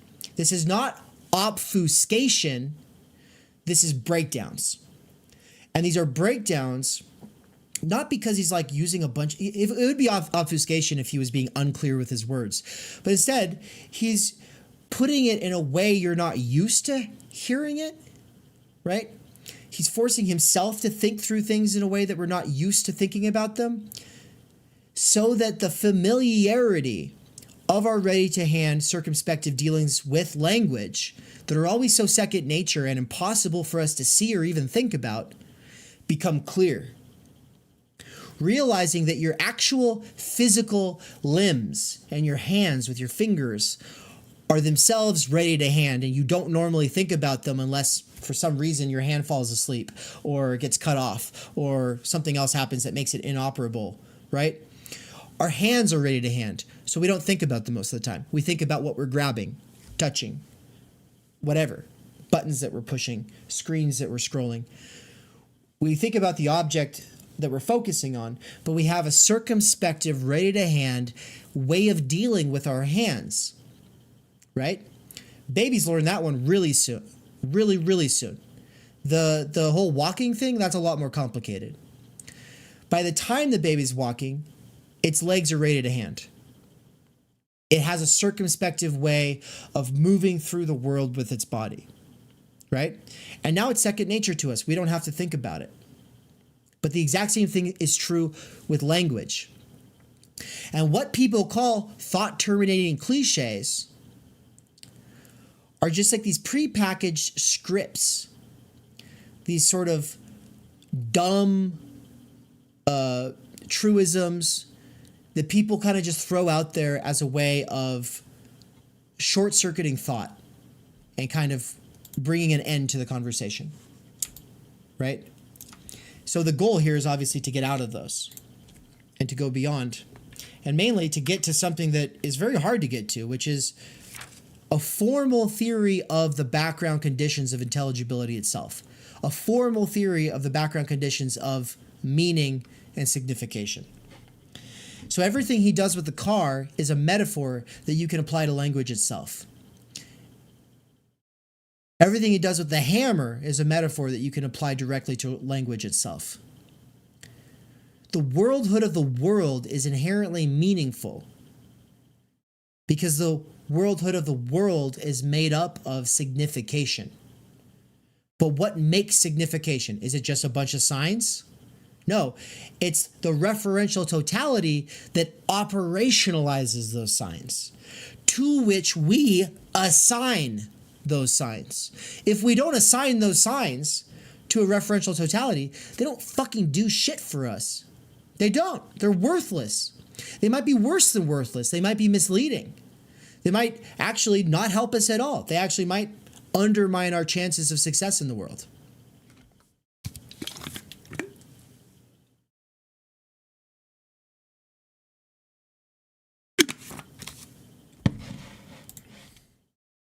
With all that said, if anyone is reading the companion and any of the companions, and they are dealing with this section in particular, just keep all of this in mind and make sure to come back to this lecture after reading those sections and think about it.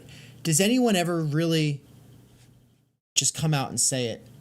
And I really love when people share quotes with me from the secondary readings that they're doing.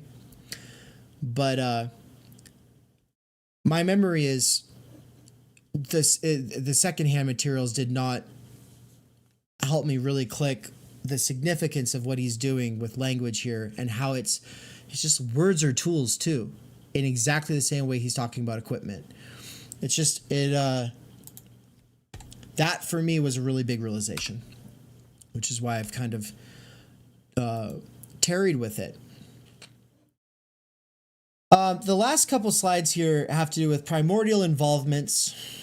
The fact that we have background familiarity. I'm going to stress that a little bit with a quote. And then we have to talk about potentiality for being. But because potentiality for being is really the fundamental thing that the for the sake of which is themselves are oriented, and the for the sakes of whiches are themselves the things that give the in orders twos and the for whiches their directionality, right? Like the for which is just a tool, right? Like the hammer. You have a hammer, it's a for which. For what? It's to do this thing. It has a task, right? So the hammer, you use it for that, right? But the for which is for an in order to. And like a primordial in order to that all humans had to deal with was just habitat, right? Shelter. So obviously the primordial involvement of the in order to of habitat and shelter brings into existence, so to speak, the hammer. The involvement precedes the tools. The involvement precedes the tasks. Any involvement can be broken down into different tasks assigned to different people and then taken on with different tools. Some of the tools are more adequate than others. If you're using a bunch of sticks and stones to make your houses, and then you actually develop some more sophisticated tools, cool. This is just a more sophisticated variegation of the actual originary involvement, which is just habitat, right? Turn to page 113.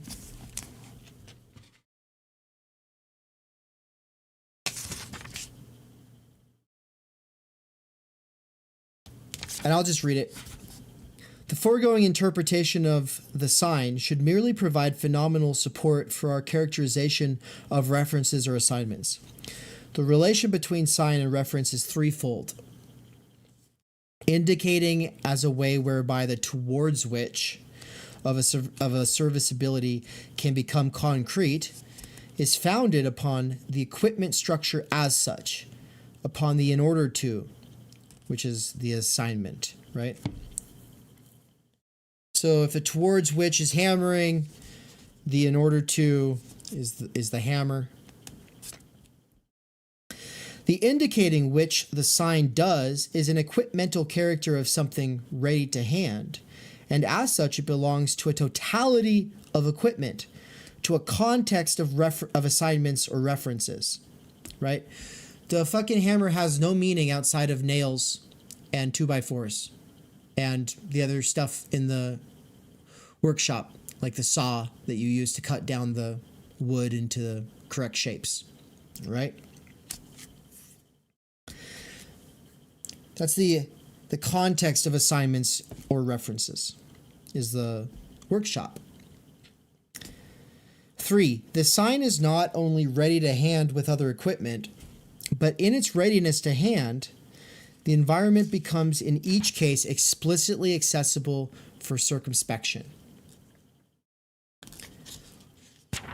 Our circumspective awareness and dealings with the world is all couched in ready-to-hand relations with all of these things that aren't just objects, that aren't just things, but are actually equipment. A sign is something ontically ready to hand which functions both as this definite equipment and as something indicative of the ontological structure of readiness to hand, of referential totalities, and of worldhood. Right? So, readiness to hand, referential totalities, worldhood. Okay? Any definite equipment is downstream from those other things. Okay? To just focus on the equipment itself, you would lose what's really going on, what actually brings those tools into existence in the first place. Here is rooted the special status of the sign as something ready to hand in that environment within which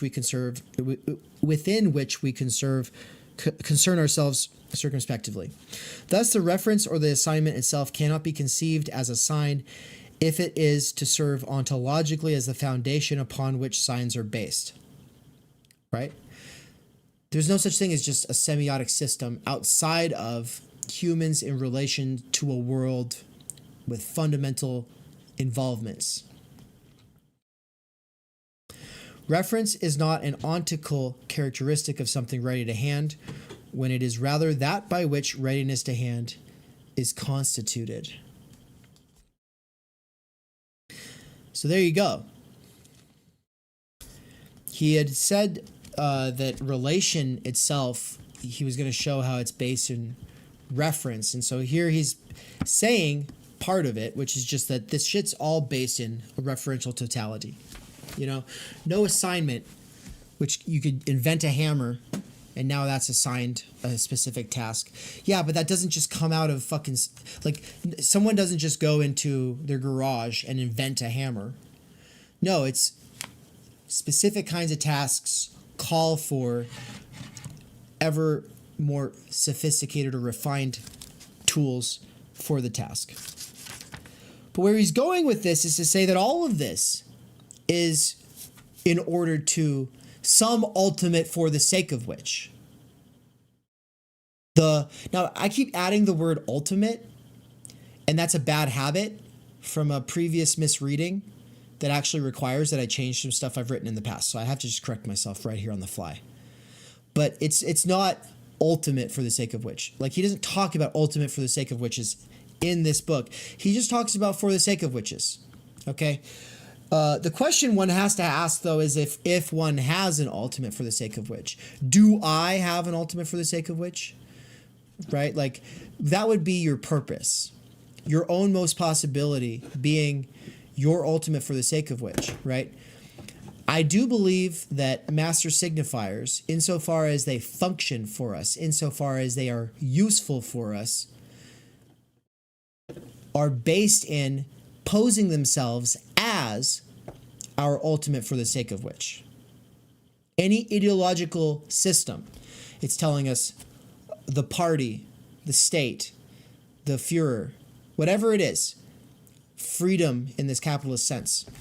If that's our master signifier that quilts all of the other signifiers for us and gives them their meaning, it's only able to function on the basis of us being the kind of being for whose being is an issue for it, for whom all of the other shit in the world only makes sense or has meaning insofar as it somehow helps us towards our ultimate for the sake of which. Right? But Heidegger's not talking about master signifiers, and so he doesn't have to do that. I'm the one who's talking about how a master signifier poses as your ultimate for the sake of which. But that is the connection there for how I'm thinking about how it ties into Zizekian ideology critique. And so, no, I've not written anything that's published currently about this, but there is stuff in the works.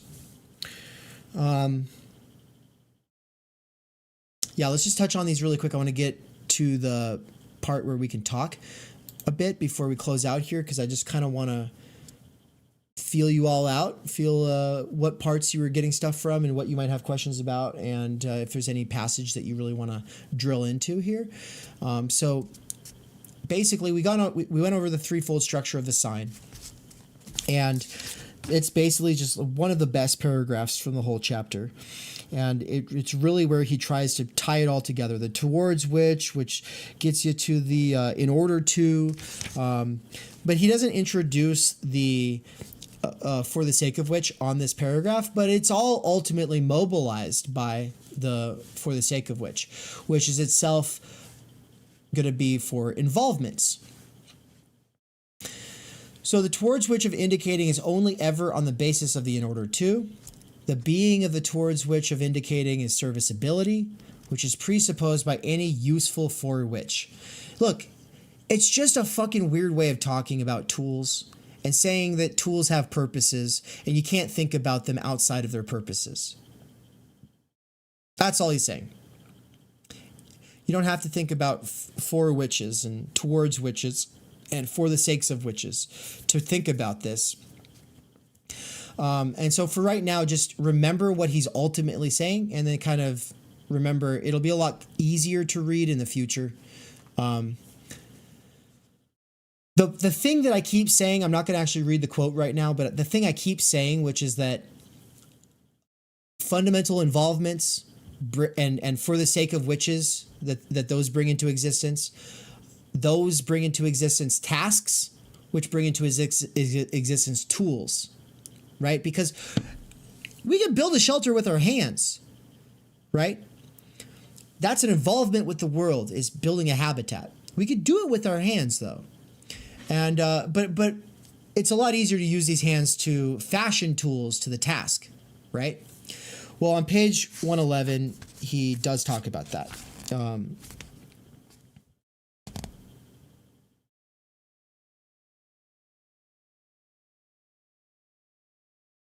But it's a big paragraph, and I just kind of want to keep going. So you can just read the paragraph at the top of 111. So I do think that this is like part of his basis of thinking that there's primordial jobs, real jobs, as opposed to bullshit jobs.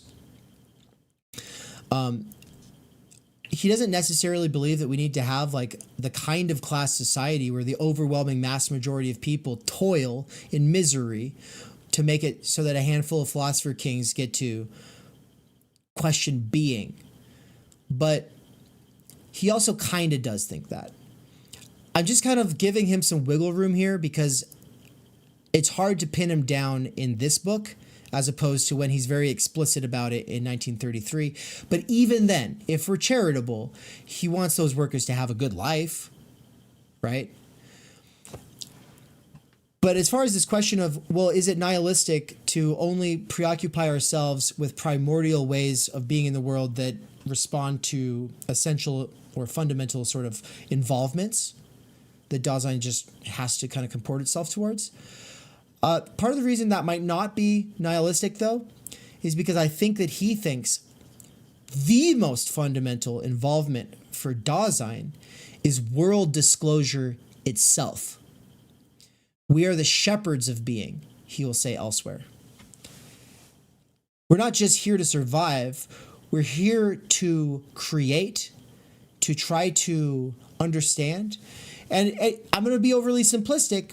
When people say that we are the universe seeing itself, that's kind of what he's saying. Dasein is the point wherein the shepherding of being occurs. Our being in language is not just so that we can exploit the planet using a bunch of tools. He believes that language as a tool, its purpose, its ultimate purpose, is to poeticize being, to be perplexed by being, to be provoked by our potentiality for being something different than what we have taken ourselves to be.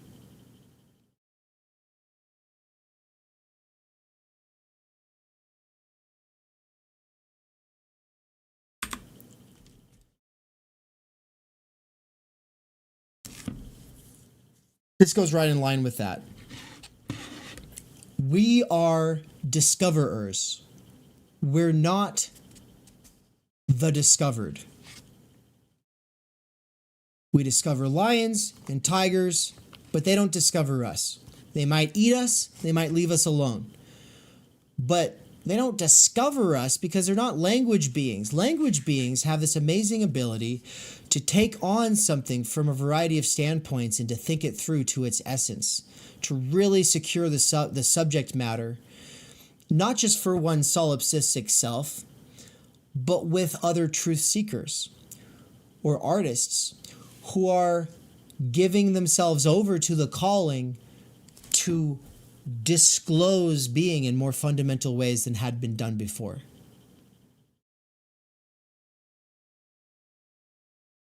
He says, Dasein in its familiarity with significance is the ontical condition for the possibility of discovering entities which are encountered in a world with involvement ready to hand as their kind of being, and which can thus make themselves known as they are in themselves.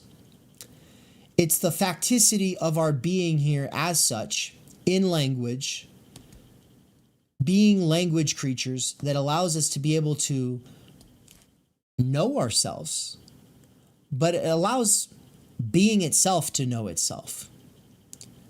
We're the condition of being able to have an understanding.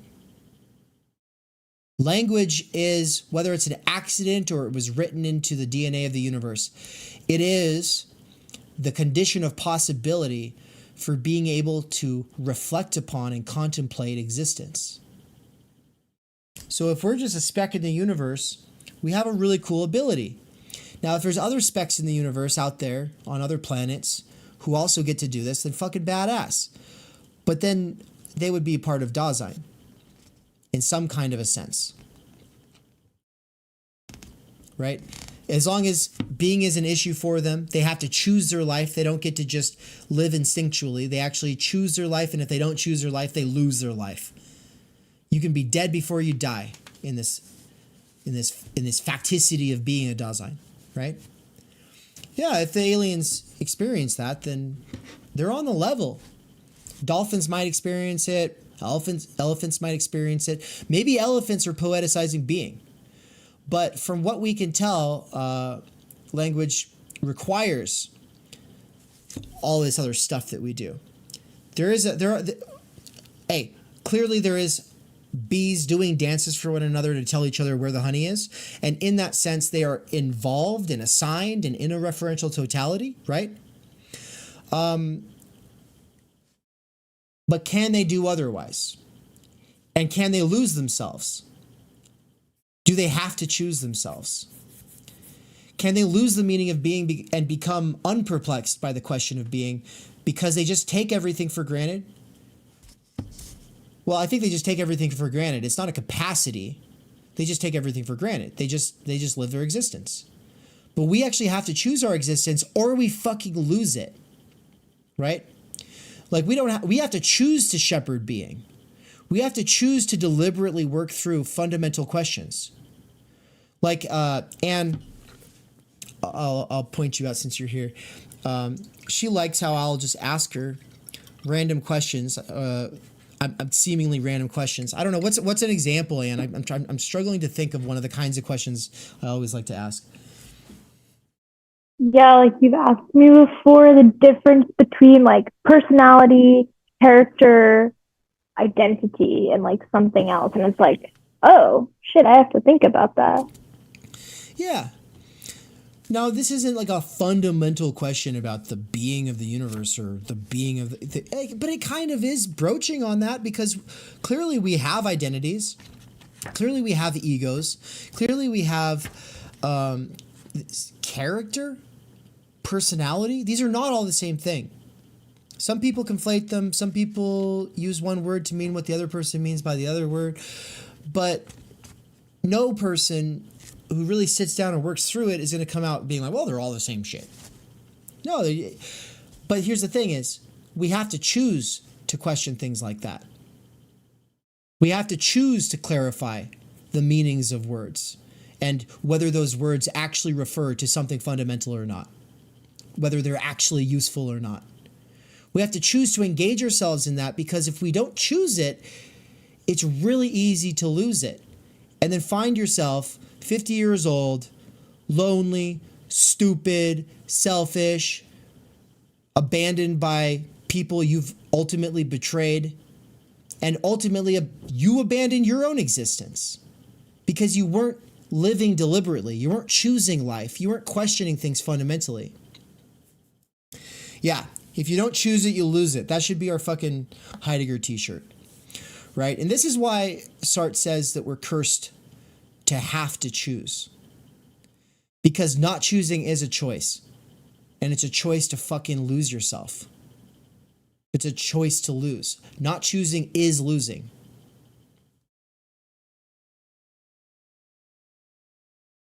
Obviously, this is all more of like a preliminary foreshadowing of the existential turn in the next division. It gets called the existential division. Division 1 is less existential than Division 2. Because Division 2, we're going to focus a lot more on anxiety and guilt and some of these fundamental moods. But in the chapters coming up here in Division 1 we still get into all kinds of existential shit, including the role of mood in world disclosure. Something else that people just hadn't thought about. Yeah, there's some Aristotle that you can read into this chapter, but no, mood is central. It's fundamental for Heidegger. And we're not just talking like, oh, your mood changed today. No, we're talking about how we have fundamental moods, atop which or other kind of experiential state of minds occur. We have ontical experiences of state of mind, but beneath that, you have the fundamental mood. And that fundamental mood can be the spirit of the times. If you're in a Great Depression or COVID's happening and everybody's staying at home, even if you don't feel the way most people feel during that time, you're not feeling the way everyone else is feeling during that time in reference to the way everyone else is feeling at that time. So there is a zeitgeist, there is a spirit of the times, and you're living through it. And you have an ontical state of mind that is predetermined by your fundamental mood. That shit is fucking fire. And we only get into it a little bit in this division, but we are going to get into it a bit coming up here soon. So things to come. Do I have anything I really have to say about this slide before I can get to the last part? Dasein discovers, is not discovered. There's a couple of times in this chapter where he's quite clear about this. But we, insofar as we're Dasein, are not just ready to hand or present at hand. There are three modes of being. There's more than three, he ultimately will say. But the three fundamental ones that he wants to focus on in this work are readiness to hand and presence at hand. But the other one is existenz. Existenz, which is supposed to mean Dasein. It's not just the kind of being who asks the question about being, but specifically the kind of being who's always situated in a context, always already finding itself in a context, thrown into the world. And controversially, Dasein is not an individual or a subject. Dasein is another word for life. But it's the kind of life that applies to the kind of being who asks these questions and is always situated. But that kind of life, if we were to say human life instead of Dasein, he would say, no, that's bullshit. It's not that kind of universal. Yeah, every Dasein has it, but it's always historically situated human life. Dasein is supposed to mean, strictly speaking, being there. But the there he's talking about is historical context. It is historically situated life that is the kind of life unique to the kind of being who asks these fundamental questions. You notice that that's not an individual. That's not a subject. That's not a soul. Yeah, we already went over this in the first and second chapters. We've been kind of beating this into us. But what I haven't really stressed is that it is supposed to collapse the distinction between individual and collective. So any talk of a particular Dasein is weird. And Hubert Dreyfus does it. Everyone who's influenced by him does it. But we have to kind of hold ourselves back and just kind of stop being like, I'm Dasein. No, you have Dasein. And you can will your Dasein. If you don't will your Dasein, you'll lose it. But, and this is like crucial, in his later turn, he's going to say the German people needs to will its own Dasein or it will go extinct. It will be wiped off the earth because he's looking to World War II at that point. He's thinking in ultimatums. And he's thinking of a collectivity that has to will its Dasein. It has to will German Dasein. If the collectivity of Germany doesn't will its German Dasein, it'll lose it. You can will your Dasein. We could all will our Dasein. If we were on an island and then some people came to fight us and they wanted to kill us, well, I can say, well, we must will our Dasein. And you all shut the fuck up. Why are you talking Heidegger right now of all times? It would be corny to do, but the basic point is to break from the habit of thinking of Dasein as a replacement word for subjectivity or the subject. Because even if we're talking about the subject, it still has Dasein. It has the kind of life that is unique to the kind of being who has the capacity to use words to make sense of itself and the world. Or as the quote says, can thus make themselves known as they are in themselves. We have the ability to drill down into the essence of things. And some words are better for doing that than others, which means it's not all a bunch of arbitrary bullshit, right?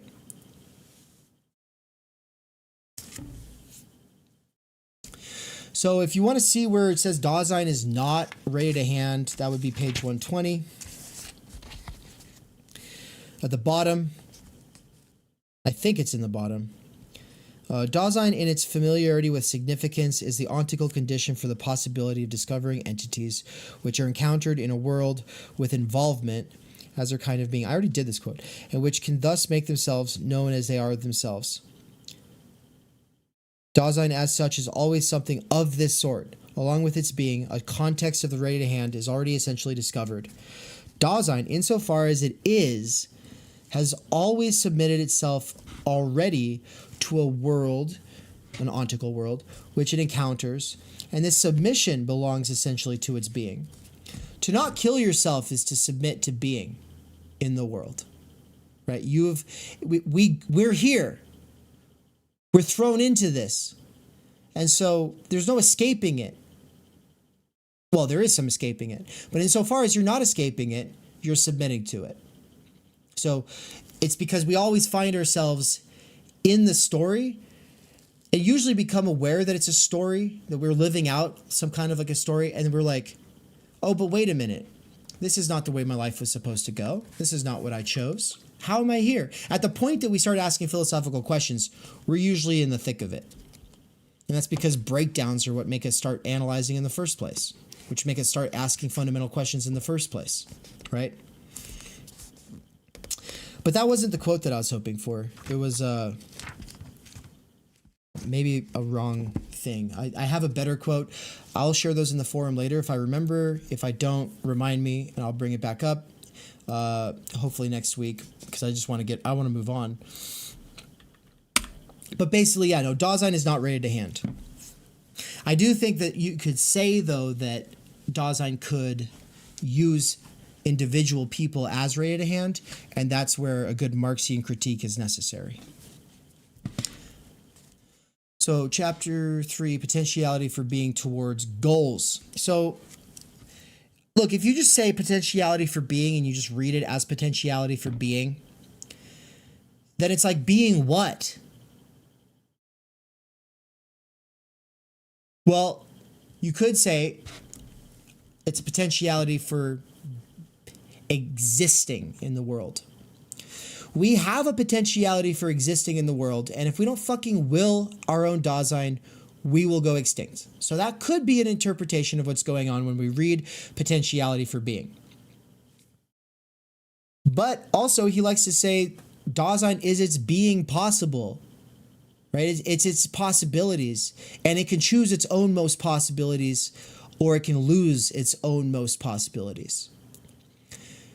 And it's the for the sake of whiches that mobilize the tasks and the tools that make the achievement of whatever our potential is that we're going for possible. Any achievement of any goal, or any pursuit of any calling, or any undertaking of any project presupposes the referential totality of equipment necessary for achieving that goal. And a lot of times, if your goal is taking on something and then you realize you have insufficient tools, that's where invention comes from. Invention, discovery, these things come from being the kind of being that projects itself onto a horizon of possibilities through projects. We take on projects. If you have a project that you have going on right now, that's because you are the kind of being who has a potentiality for being.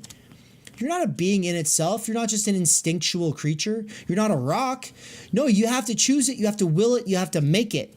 Decision is necessary. There's a cult of decision sort of sweeping Germany at the time that he's writing this, because they just lost a war.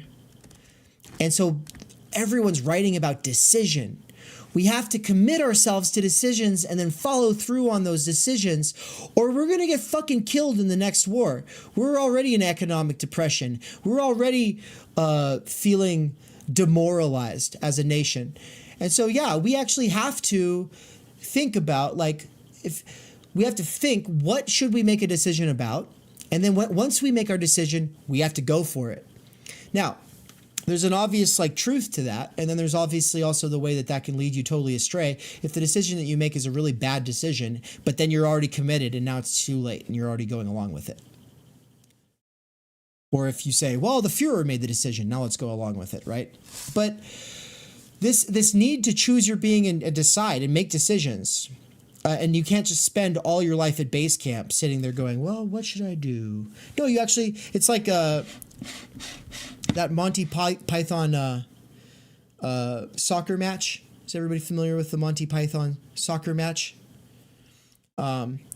Basically, it's got the Greek philosophers and the German philosophers, and they're all out on the field, and they're playing soccer, and it's a comedy piece.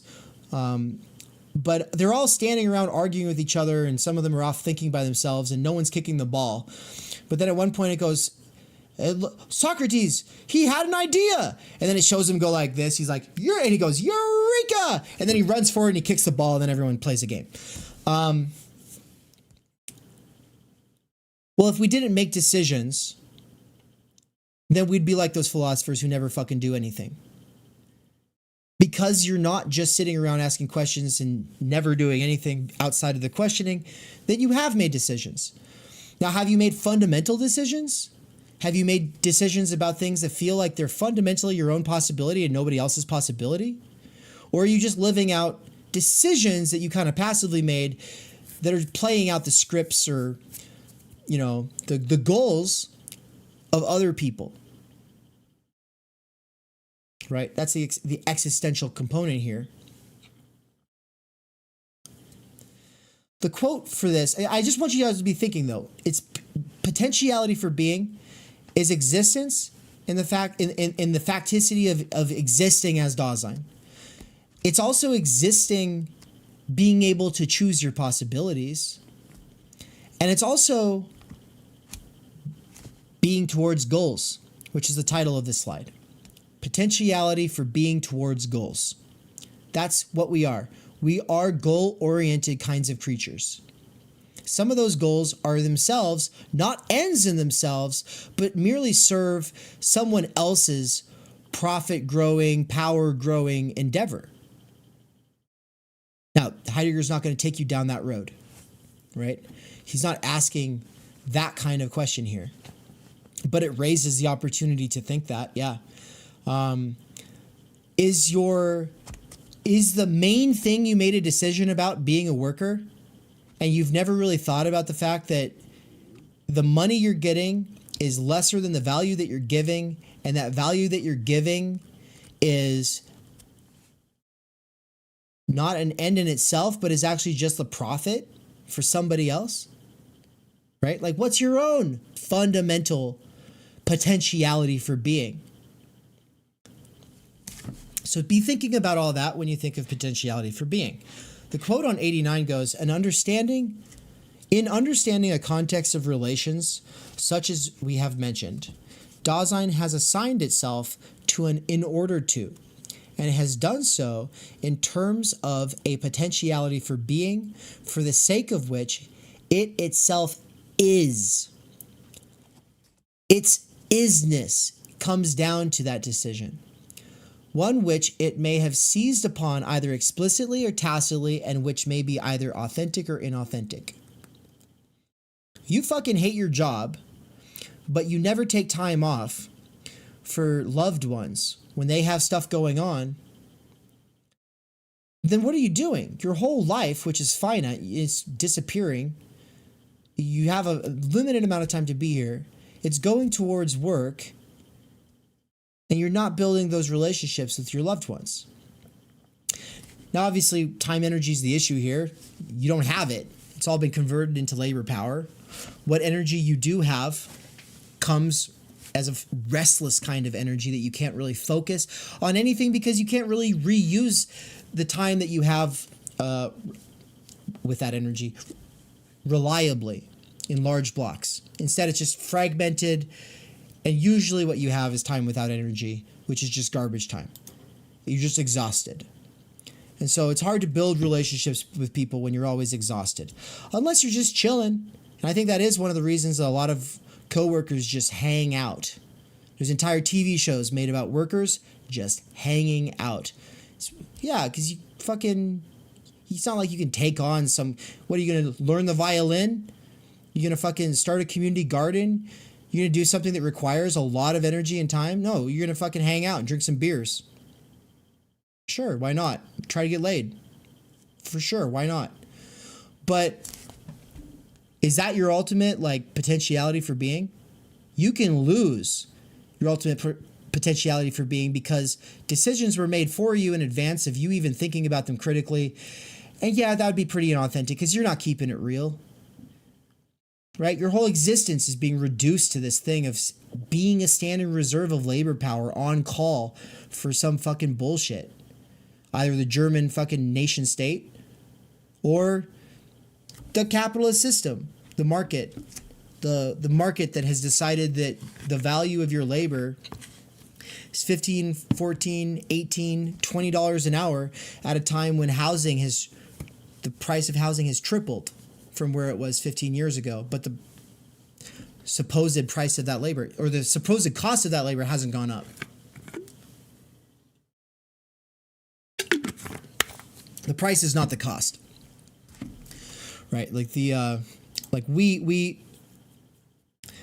get paid less than the actual cost of our labor if we're not able to afford rent and then still be able to go do stuff with people, and we have to pick up shifts, right?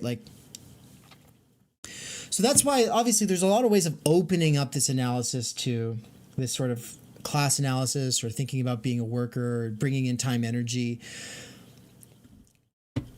And every worker who ever reads this is thinking questions along these lines, right? Why am I here? What am I doing? What is this fucking job I'm doing? Am I even creating any real value? Am I really giving back to my society in any meaningful way? Is this really my potentiality for being? Or could a million other people replace me?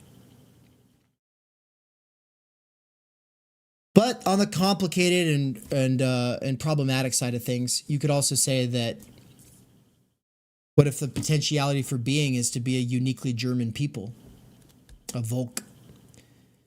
So that's the part that I know that some of you are just hating this at the same time that you're getting great insight and everything, but you're also kind of keeping that in mind. And so I keep it in mind, because even if that's not where it is when he's doing it, it's where it goes in 1933. Yeah.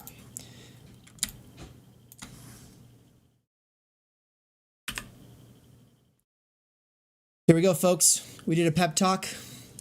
We talked about circumspective, ready-to-hand dealings. We talked about breakdowns and how those open up the possibility for analyzing things in a present-at-hand mode. We talked about a kind of semiotics that is not arbitrary. I mean, There are arbitrary aspects to it, but that is not in any way, shape, or form its essence, right? Its essence is an equipmental totality that is only meaningful insofar as it is useful in order to serve or for the sake of which is our potentiality for being. And if it's not serving our potentiality for being, oh, then it's probably a bunch of bullshit, isn't it?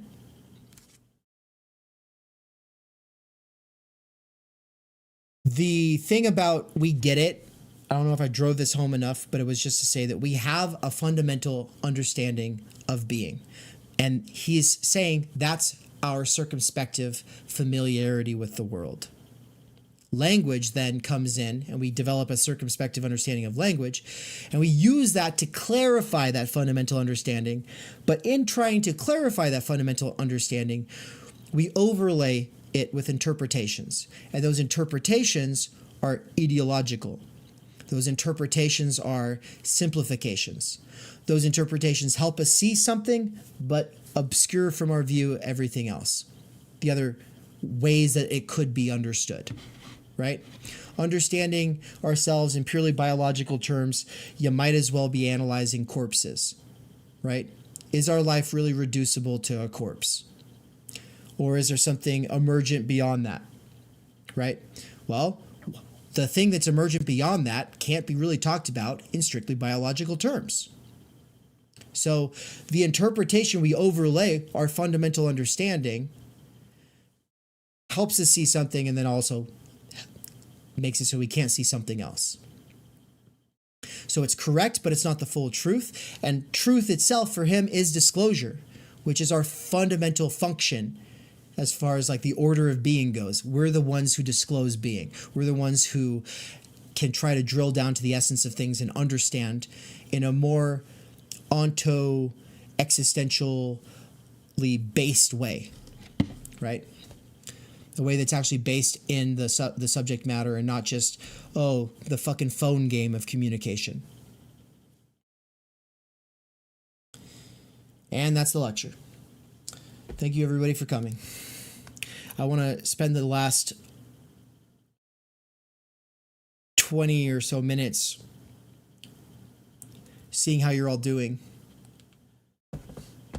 and taking questions and maybe drilling into a passage if you have one that I didn't really touch on enough or you want me to relate to the things that we talked about here.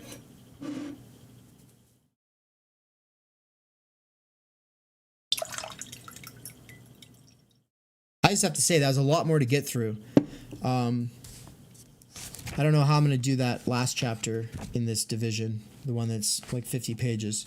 But this was 3 times as much territory to cover as either of the previous 2 chapters, and it was just half of a chapter. But I don't know. I tried to keep it within the time limits. I tried to. I don't want to say I tried to keep it concise. I tried to say everything multiple ways, using the main words in multiple ways, and try to put them in as many ways as possible so that it'll hopefully all just kind of become more secondhand as you move into the next part. But yeah, how about it? Where are you all at? What are you thinking?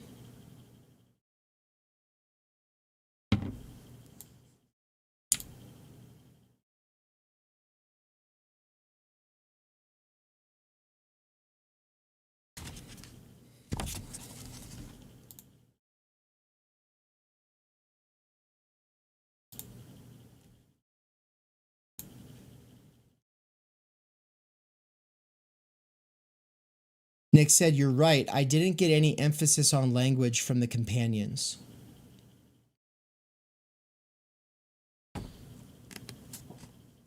Yeah, everyone focuses on the equipment thing. It might touch on the signification stuff, but it's crazy to think, no, the equipment stuff is just a way to start talking about how language is a tool. It's a set of tools. And yeah, it opens the door for a bunch of bullshit, but yeah, tools can be adequate or inadequate.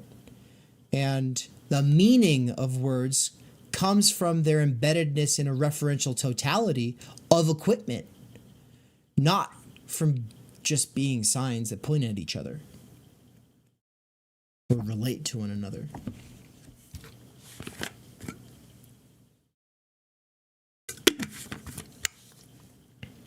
While you all get your thoughts together, though, I'll pull up a quote here on page 121.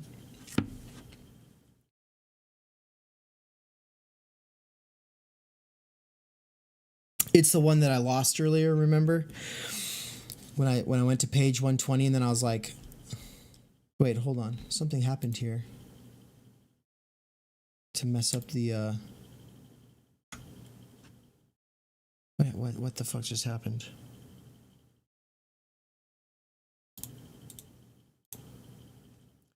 Oh, it's because Anne raised her hand. How about don't raise your hand, because it's kind of messing up the OBS side of things. It makes you appear somewhere else.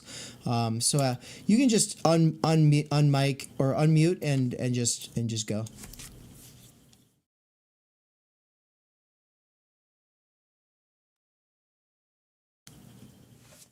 Here in the chapter, kind of like before he even gets into part A, in those first couple pages, he starts talking about nature a little bit, and there was a particular passage on page 94, I can read it, that I just like, I guess I want to understand like how he's conceptualizing nature in this context, and then how it relates to like tools and equipment and the other types of being that you've kind of talked about throughout this. And so on the top of page 94 in the book, it says, nature is a limiting case of the being of possible entities within the world. Only in some definite mode of its own being in the world can Dasein discover entities as nature. This manner of knowing them has the character of depriving the world of its worldhood in a definite way. Nature, as the categorical aggregate of those structures of being which a definite entity encountered within the world may possess, can never make worldhood intelligible. But even the phenomenon of nature, as it is conceived, for instance, in Romanticism, can be grasped ontologically only in terms of the concept of the world, that is to say, in terms of the analytic of Dasein. And that is the quote. Yeah, I admit to kind of focusing on the part that begins with part A, and I kind of jumped the turnstile here in terms of these couple of pages that set up, really. And so the part immediately preceding this part on nature that you read is the part with the 4 different kinds of world, right? And it's kind of good to lump the first 2 together and the second 2 together. World is used as an ontical concept and signifies the totality of those entities which can be present at a hand within the world. When people say the world of the soccer player, the world of the Broadway star, that's obviously not the world that we're talking about in this first version of world. This first version of world is just like, it's the world of all substances, all stuff, all things, right? It's this very like a naive materialist approach might, well, that's the ultimate world. Right? I say naive materialist approach because I'm leaving lots of wiggle room for more sophisticated kinds of materialism, right? But at least the most basic kind of materialism is like, well, we're all just atoms and substances and chemicals, and that's what we are. It's like, okay, you're just looking at everything in this present at hand mode, right? And you're calling that world. The second one is world functions as an ontological term and signifies the being of those entities which we've just mentioned. So in this case, we're talking about the being of all of those present hand entities in the first version. He says, and indeed world can become a term for any realm which encompasses a multiplicity of entities. So I mean, biome, ecosystem, You know, like those are also words for kind of getting at this kind of world that he's talking about here. Environment, right? The 3, world can be understood in another ontical sense. Not, however, as those entities, which Dasein essentially is not, right? No, this is the kind of world for those kinds of entities that are Dasein, right? Or that have Dasein. So it's not, so this number 3 breaks away from 1 and 2, because now we're talking about world in a strictly existential way. We're talking about it as something that relates to Dasein itself. It's the wherein a factical Dasein as such can be said to live. So the word factical in this case, remember, instead of factual, he's just saying factical because he's talking about Dasein instead of trees. And he's just saying, like, there's the facticity of the world in which we find ourselves. Okay. And this is an ontical thing because it's a concrete case. You concretely have a world.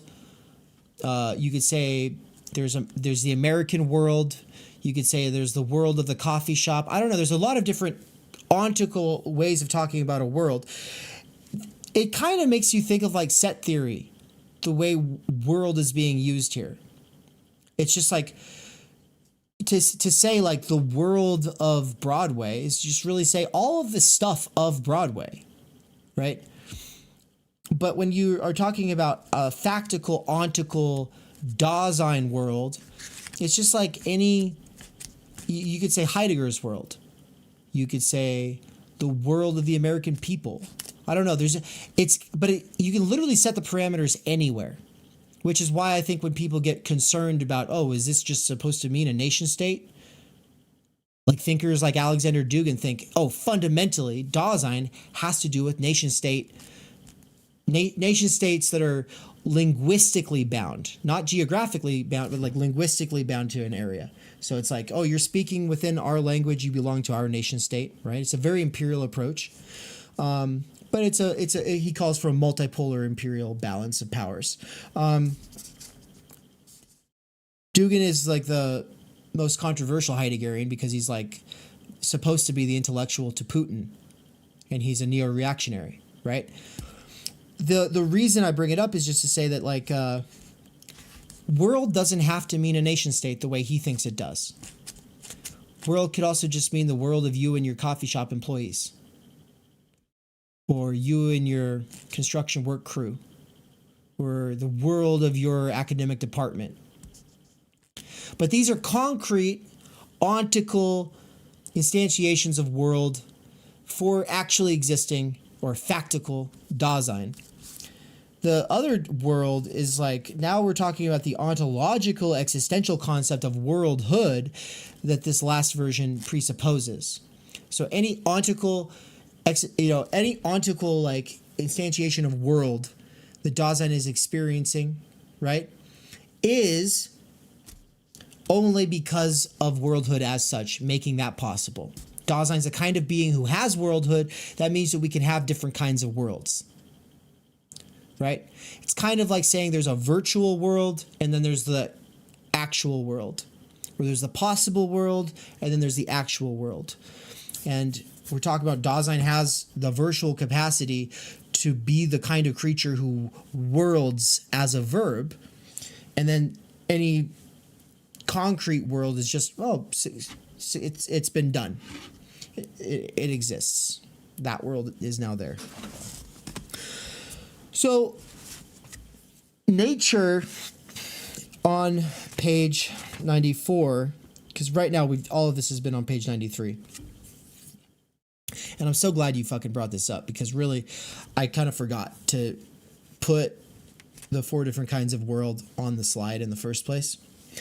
But it's the answer. I mean, the 4 different kinds of world is the basic answer, I think.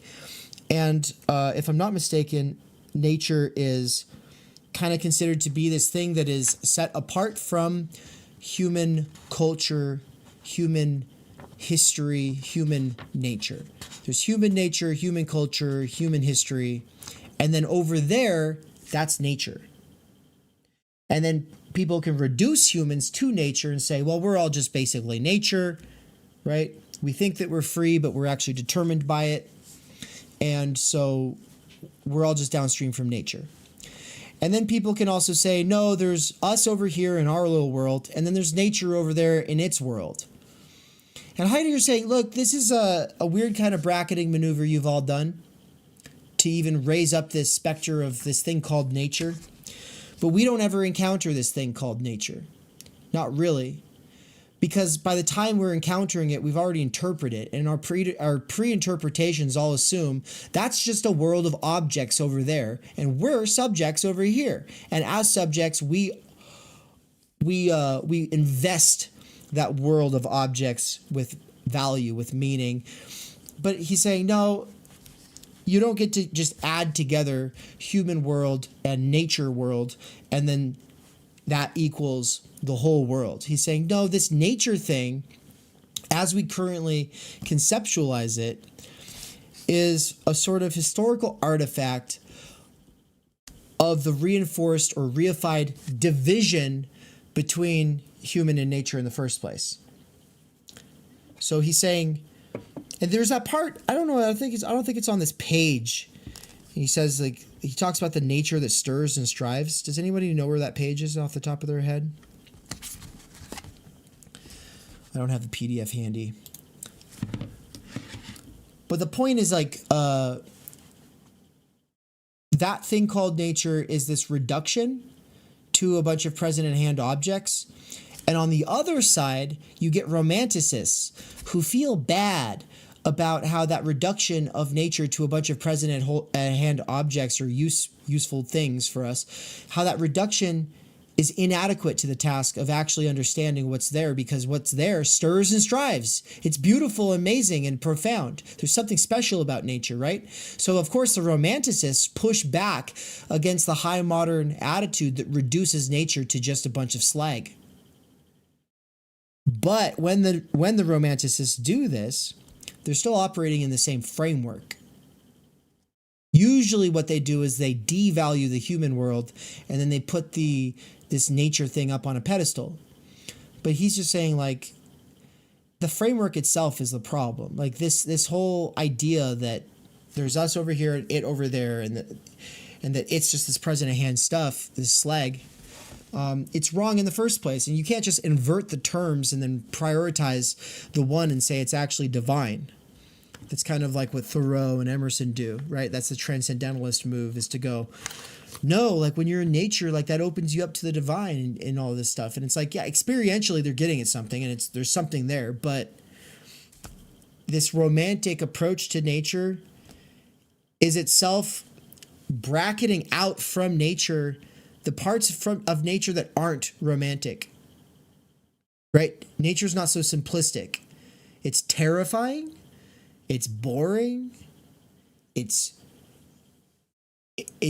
indifference can be experienced as cruel when a flash flood kills a whole family that's camping, right? Like, nature's not romantic, right? Nature is a bit more mysterious than something that you could just paint as romantic. Though, of course, I think that, like, you could then say, well, it's sublime, and there's this whole other can of worms to open up there. And I think that most people, and I think I'm kind of sympathetic to this view, would say that late Heidegger is romanticizing nature. That late Heidegger thinks that the way to fix because he still sees this as problematic. We reduce everything into tools. That's problematic. And so, good, we got outside of self-standing substances. We got outside of discrete entities. We got outside of just seeing the world as present at hand as opposed to human beings. But seeing it all as use things for our own projects, he will say later that is the fundamental problem.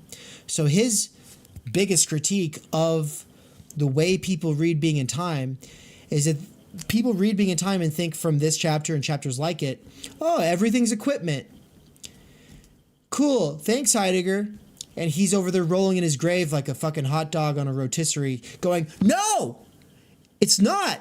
That's the zeitgeist of our age.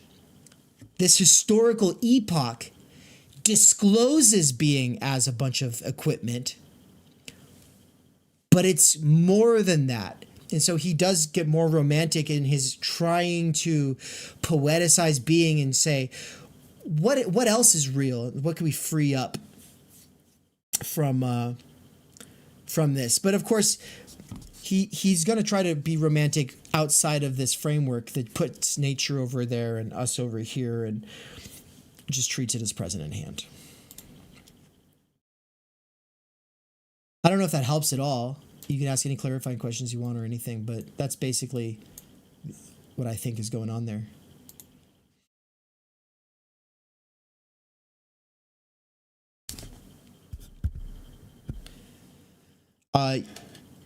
So in the chat just now, Christopher shared a book called The Phenomenon of Life Toward a Philosophical Biology. And it's by Hans Jonas. And I think I mentioned Jonas last week. Did I? Yeah. Yep.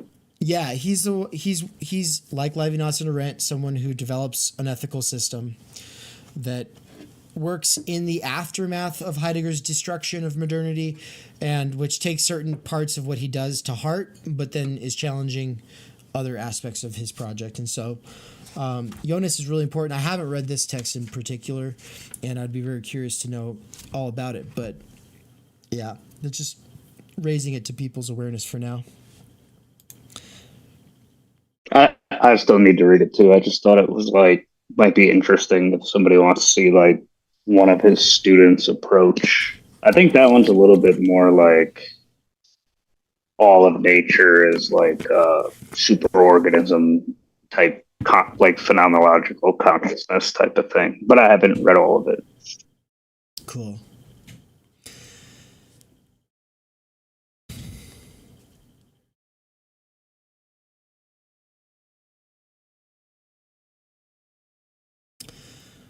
Well, I think that's a good place to close it out. I know that it's like a big fire hose, and there will be times when you want to cry or throw the book against the wall. And there will be other times where you go, fuck, never thought about it that way. And some shit actually clicks. And most of the clicking into place, and it really does come with a rereading. He is like Nietzsche in the sense that he really does write for an audience that he expects is rereading. In the Genealogy of Morals, Nietzsche starts out by saying he doesn't write for people who read once. He's writing for people who are like, he says they're like cows, right? They regurgitate and re-chew. They re-chew what they were thinking about. You don't just go over it once. And next week we're basically going to get into Descartes, and he's going to give you what he takes to be the Cartesian way of seeing the world. He's against it. Obviously, he is considered the greatest critic of it. He's not going to just dialecticize it. He's not going to operate within it. He's going to full on show how the entire project by Descartes it's good as far as it goes for a presence at hand understanding of things. But it's a specific interpretation that through scientism gets taken to be fundamental reality, like metaphysics, even though it's acting like it's not.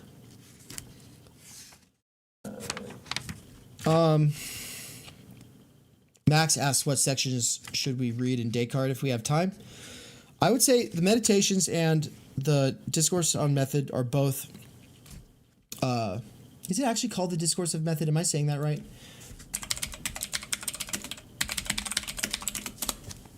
Yes, it is called that. Okay. So I would just pick one. If you want to read the one where he does some biography, just do the Discourse on Method. It's very plain speak, very straightforward. It does get technical, but if you just give it like just sit down for 4 hours with it if you really have the time. But also don't do it before you've given some considerable time to this next section, because you don't know the future and you can't know what's going to happen, and this is essential. But of course, if you're super curious to go dive into that right now, but you're not feeling like being in time, yeah, go do it right now. I want to hopefully in the next few days do an exegetical reading from one or the other, or a mixture of both. And I'm not exactly sure how I want to go about that yet. And I'm not sure it's actually going to happen. And if anybody else wants to do it, you're super welcome to. For instance, like you can message Nance or get into the forum chat where the discussion post on organizing exegetical readings. And this includes people who aren't in this cohort but are watching this in the future. If you ever want to do an exegetical reading of any chapter here to really try to talk about it out loud and work through it line by line, then you can always ask other people if they're interested. And conversations about philosophy go off the rails all the time, and having an actual text in your hand with another person who's immediately interested in understanding that text helps it so that you're not just going off the rails talking about everything that comes to mind, but you're also actually kind of coming back to the text.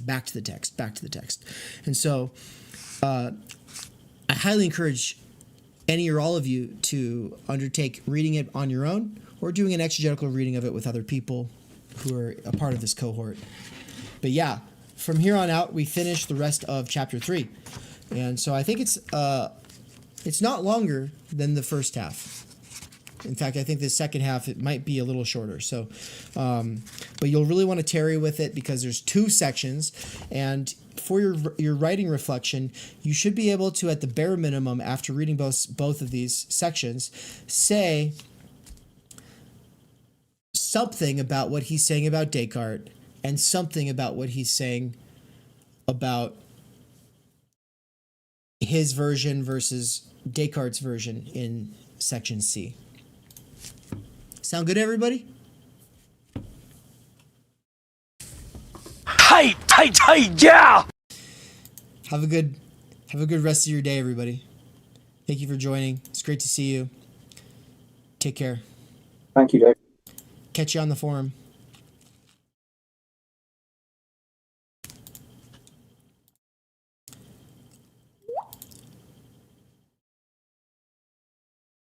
See if I can. Are you still here, Nance? You are.